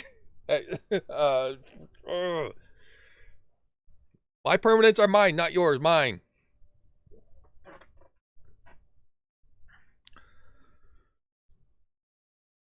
Yeah, I plan on doing videos off time. I'm now like fully recovered from that nasty little cold. But so yeah, I was planning something else. I'm planning on doing high edit videos, but probably not for Magic. I don't have the heart in it for Magic. I just don't. But I will do high edit videos. That video I did for 2 strikes. That's the one I'm planning on doing. Something in that territory. Maybe toned down just a peg or 2. Not sure yet. Those are the high edit ones. I'm still working with that. So now that I'm recovered, I'll probably have the energy to put that together. Have a good night and be back another day. Hope to see you then. Take care. Thanks for watching anyway. Don't force myself. No, these are the things I want to do. High edit videos, I do want to have a presence of. It's just that I don't feel it for Magic. I feel it for like, hey, I found this really cool game. I want to present it in a fun way. That's how I'm looking at it. We have 1 blue source for now. We can definitely do a Blooming Marsh, Thoughtseize, turn 2 Brazen Boar, turn 3 question marks.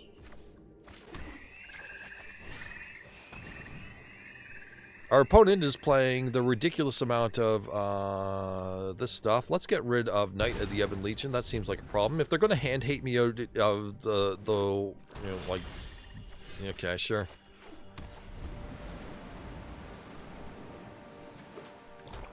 Enough of these cards are relevant that if they Agonizing Remorse me, then whatever.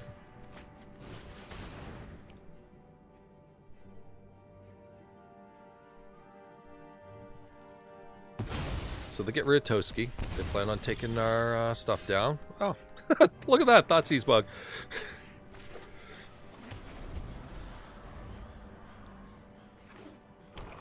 You gonna do more hand hate? Or are you gonna... Yes, they are. Okay, we could have had an opportunity for Toski to come down. Oh well.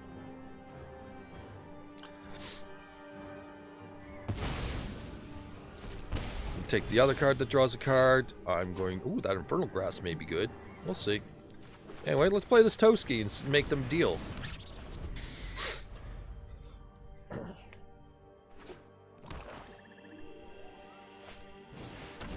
Okay, Ayara. Ayara don't care. Oh, that's real good. So this is where the game gets out of control for them immediately. So we pop that back to their hand. We play Jarell. We attack with Toski, draw a card, get a cat. Boom. Value. You want to attack my hand again, or you want to start dealing with what's on the table here? A little bit of both.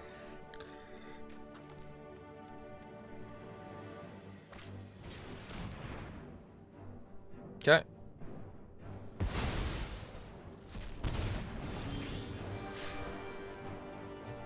Nifty.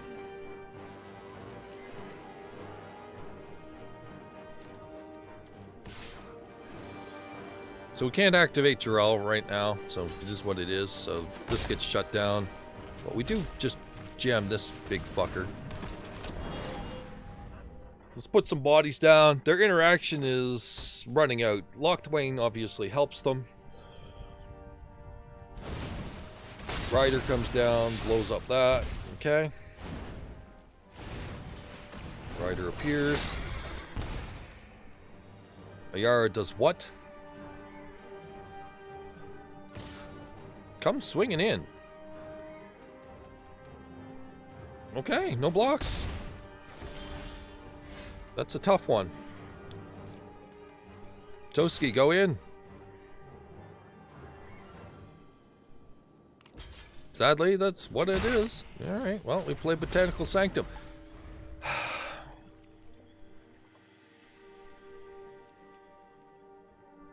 Regrettable timing on the Sanctum. Oh well.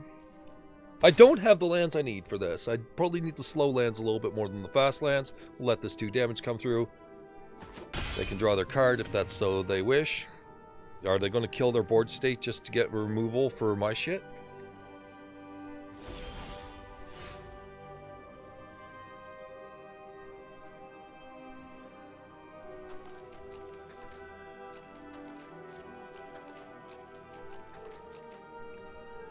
Let's go for it.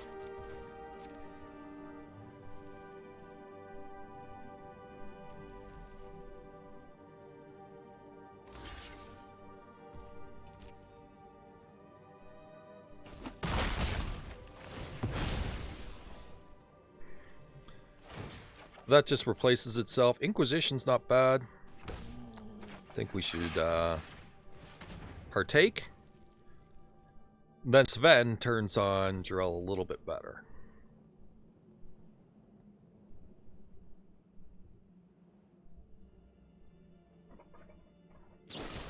Heartless Act on you, sure. No more Jarell. Take a look at your hand. Take a look at your hand. Gary. Alright. 3, 4, 5, 6, 7 damage on a drain. Yeah, I need you.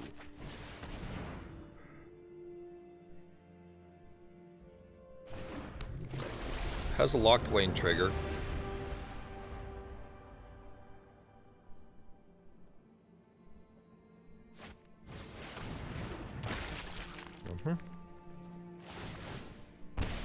That hurt. A lot. Whoa.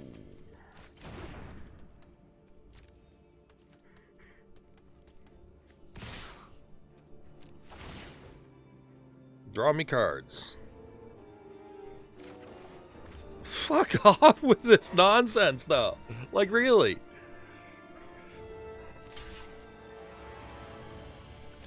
Lives forever, lives forever. Yeah, there's just, there's nothing I got here. I got nothing. So, Devotion. Gary randomly kills you. No surprise. Devotion has Gary kill you. Yeah, we didn't have any interaction. No interaction. No interaction. And then we'd finally draw interaction, and it's way too late to matter. Way too late. We took way more damage than we needed to.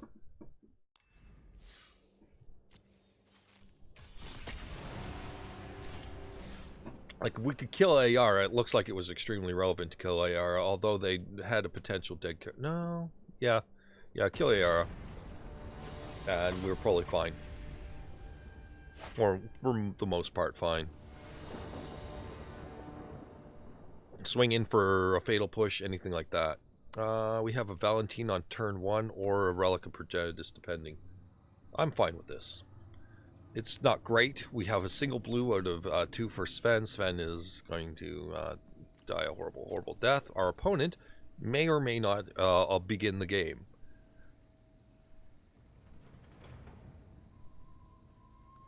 I'm thinking closer to not.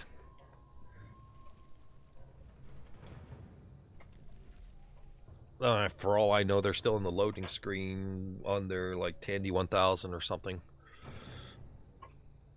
So, I mean, let's be honest. Sometimes they're just too cheap to spend money on a computer. No. I know that you can literally, you could probably afford any computer that Faceless Haven. Ooh. Well, it's Faceless Haven. I'll go with Valentine to start then. I'll Inquisition soon.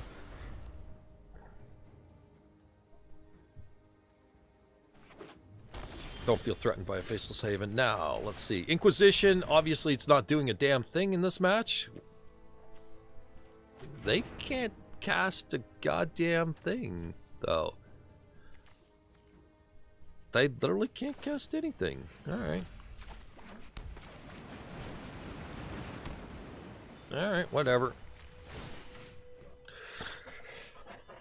I don't know if this is relevant, but yeah. Okay. I gotta close this game up pretty fucking fast from the looks of things.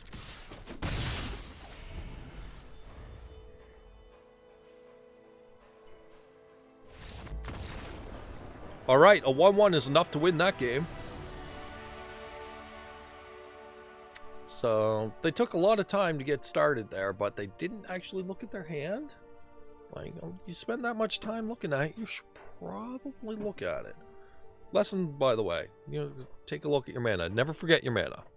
Make sure you can cast your opener spells.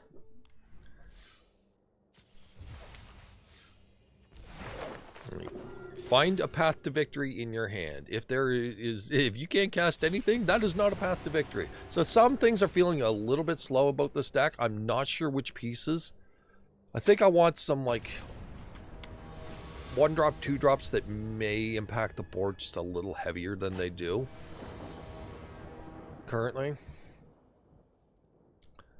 Fine with Cheville. A 1-3 is something, the kind of card that survives. Turn 1 is Valentine Inquisition on the draw. Okay.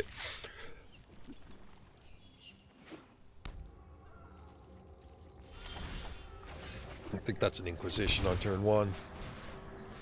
Pave the way for Cheville. What in the flying fuck is this? Alright, Blood Artist. Vanquish the Horde? Alright.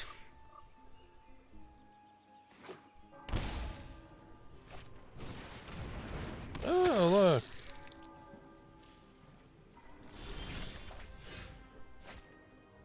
look. Okay, they're holding priority there for some reason. Cheville, which should shut down some of their strategies.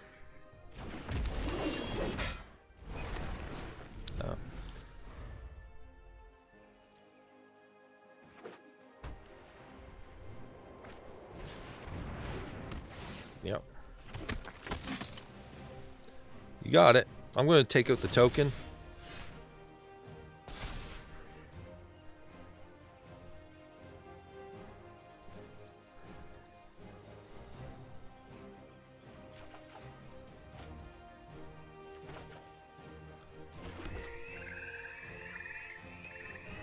Heirloom Mirror. This is something that can kind of like stall for now. And I'm also saying Valentine, because Valentine shuts down their deck 100%. And we're going to chill. Go ahead, cast the Wrath. Go ahead.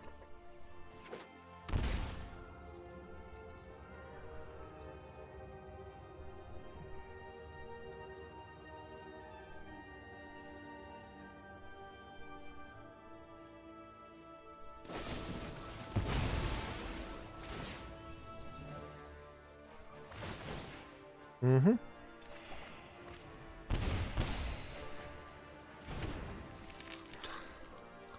That didn't work.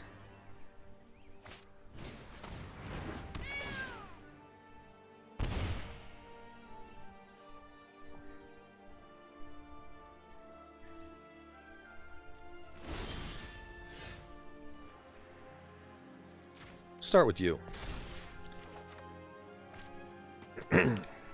That's not bad. They're really liking the whole priority a lot.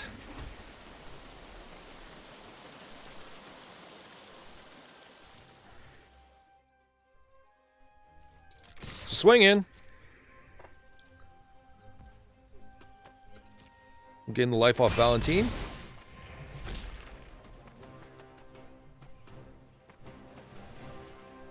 I'm gonna go with getting rid of Watery Grave. Start working up this heirloom mirror to follow up. So we're going to work on some very inconvenient timing for them.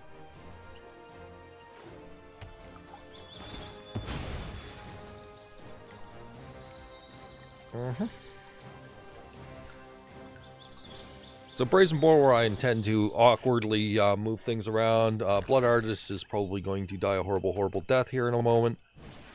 Witch's Oven.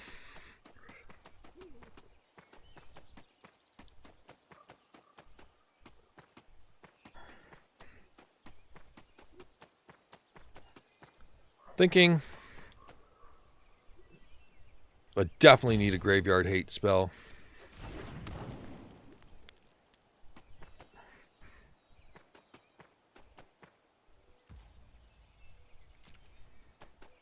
Oh wait, I do have a Graveyard Hate spell. It's called Valentine.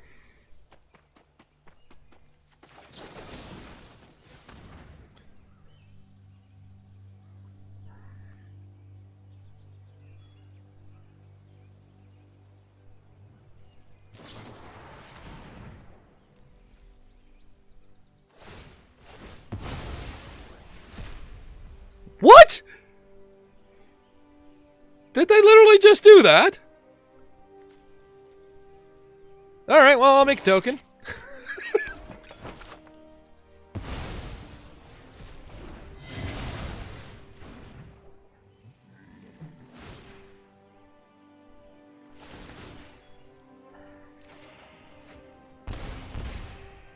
Okay, no cats for you. Yeah.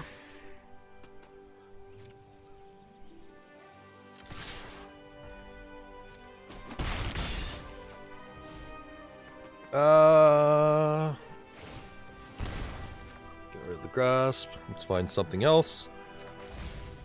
Oof. Oof. Alright. Play this a step at a time anyway. Play this game slow. A lot of priority bullshit going on here.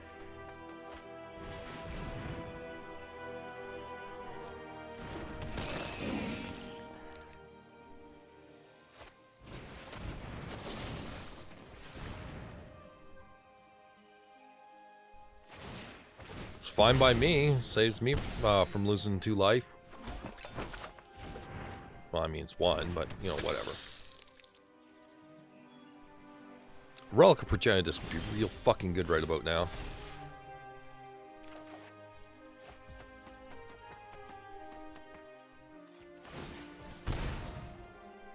Oh, wait. Fuck it, yeah, let's swing in.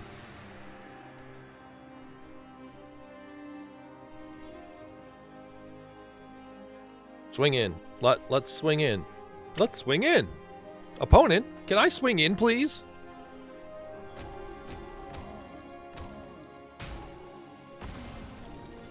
we'll use the you're playing too slow golem and explode and make lots of noises to say, hey, I'm impatient.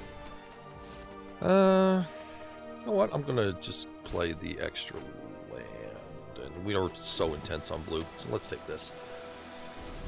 I don't want this Wrath, cause this Wrath is actually a real problem, and I need a Thoughtseize just to fucking deal with it. Alright, that's not bad. I can deal with that.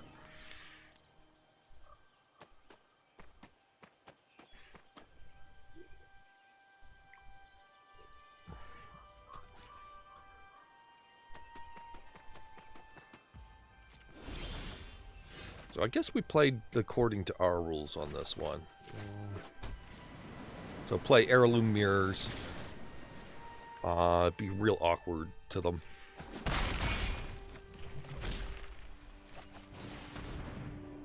If they play that Wrath, I'm immediately playing a Brazen Borrower.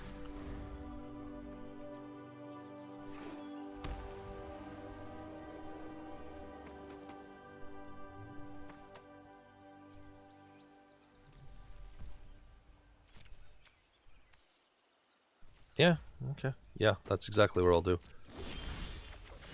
They're doing a lot of priority holding on my upkeep for no reason whatsoever. Swing.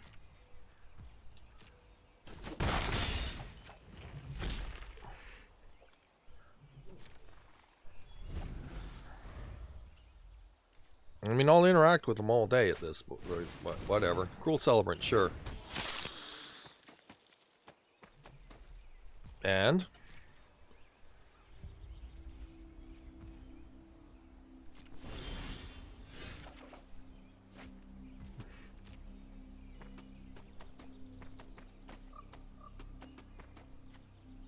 alright, swing in, whatever. I need the real kill spell, though. That'd be great. Thanks.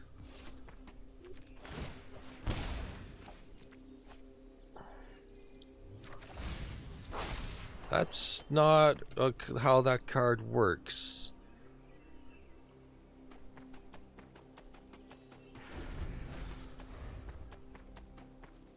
It will reach the point where I just hit them with a fucking big old freaking Brazen Borrower up in the air when they were least expecting it. That's... No.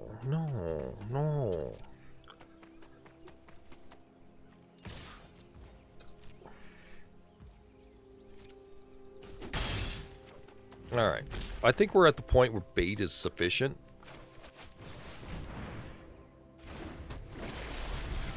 Let's bring out the bait.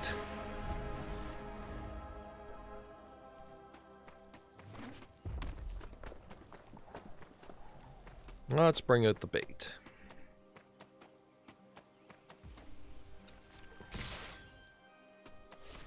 Yeah, you don't want to do that. Still not going to go for it? Alright.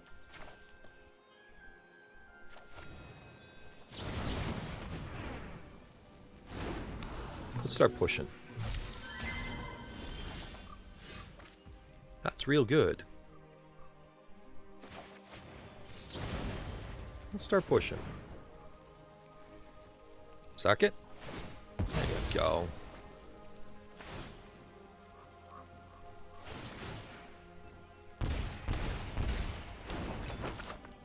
You got it, buddy.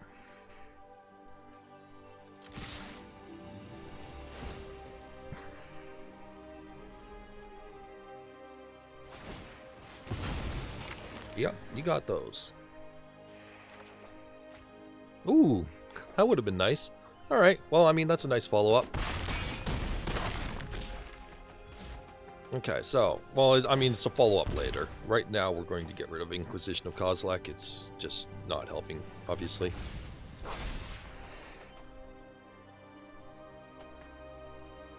Relic. Play Relic. And we'll start filling, or clearing your graveyard. Eco bye-bye.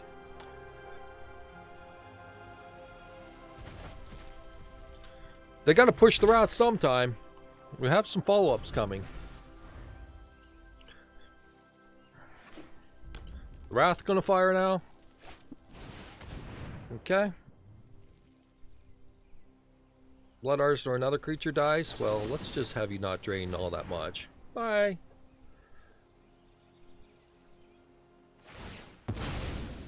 Sure. Okay, so the Wrath goes, we gain life, we draw a card.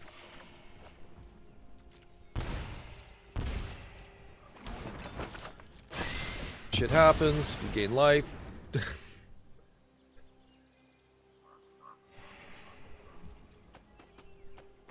And I guess we're mostly good now. Stop with the upkeep, though. That's really, really unnecessary. Opponent, could you stop with the upkeep, though? Thank you. Sure. Get a little more black presence here. Throw down Toski. And we'll throw down a new Chavot. We'll leave this for later. Right now we're going to have Relic Progenitus open at all times. We probably got this now. We're probably fine. Teysa. Sure.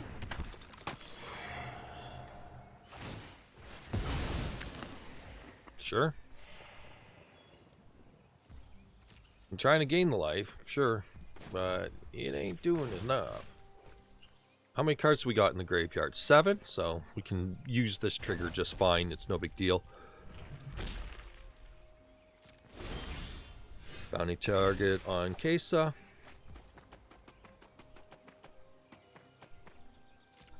Oh, we'll just send. Just normal send. We'll draw some cards. They don't even play ball in the slightest. Draw, and those are some lands. And definitely some lands. Let's work on that. That's actually not bad. We're going to use that to potentially win the game. 1, 2, 3, 4, 5. Costs 6, so...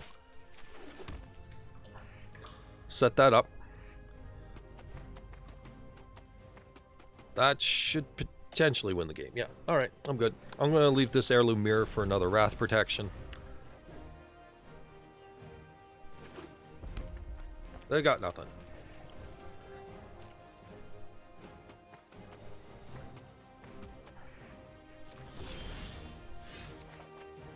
More upkeep for reasons. I didn't even touch that. Alright. Drell. Send.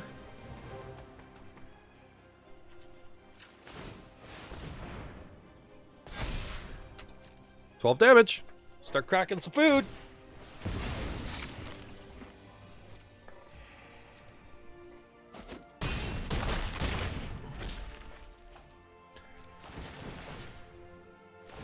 So our card advantage should be like through the roof on this one, so we shouldn't worry too much. They're not really drawing cards, so we're okay. Let's repair the damage of not having mana down for our relic. Yeah, we probably got this, no problem. Judith the Scourge Diva. Okay. That's probably not stopping us.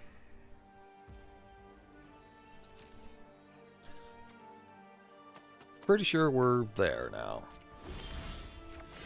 More upkeep.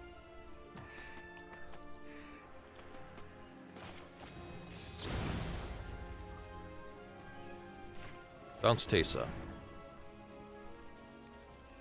This is to make them do a gut reaction that they really don't want to do. Okay, well...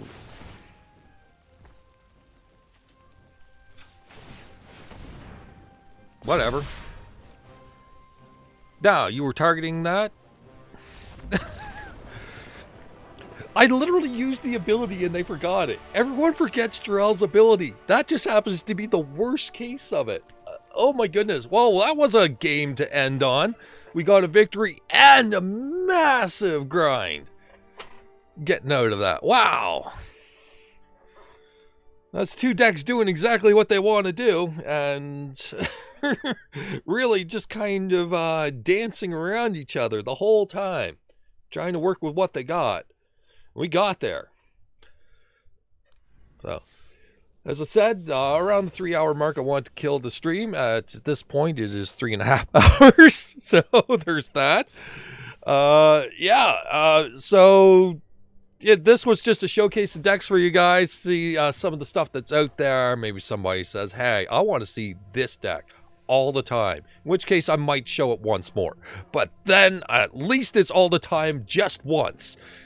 So, just random stuff. There are other things, depending on events, like Pauper and Artisan. Yes, I use zombies for both of them. For example, if those events come along, some of these things are out of date. Some of these things don't even represent what's on the thing at all. Like, some of these decks have nothing to do with what's on the cover. And I found that out when I was going through them. I'm like, oh my god, what's any of this? So, anyway, with that, hope you guys enjoyed. There's a deck showcase. My original game I was going to stream today, it just didn't pan out. It played absolutely smooth and nice. It felt like nice 60 FPS and nice and smooth, no stuttering whatsoever. And then I look at the stream and it's just like kerchunking along. I'm like, why are you doing that? Why are you like this? And so that happened. So unexpected Magic Day. And so yeah, here's what you got. Some random stuff, some different showcase ideas that some of them may or may not have been on the on YouTube before. Anyway, with that, hope you enjoyed. Take care, and I'll see you later. Thanks for watching. God Dies to Raid. Oh, that was I'll put it here, and then I'm closing out. So get ready to hit pause. When you got pause, let me know. And then I'll turn it off. And it's not that good, by the way.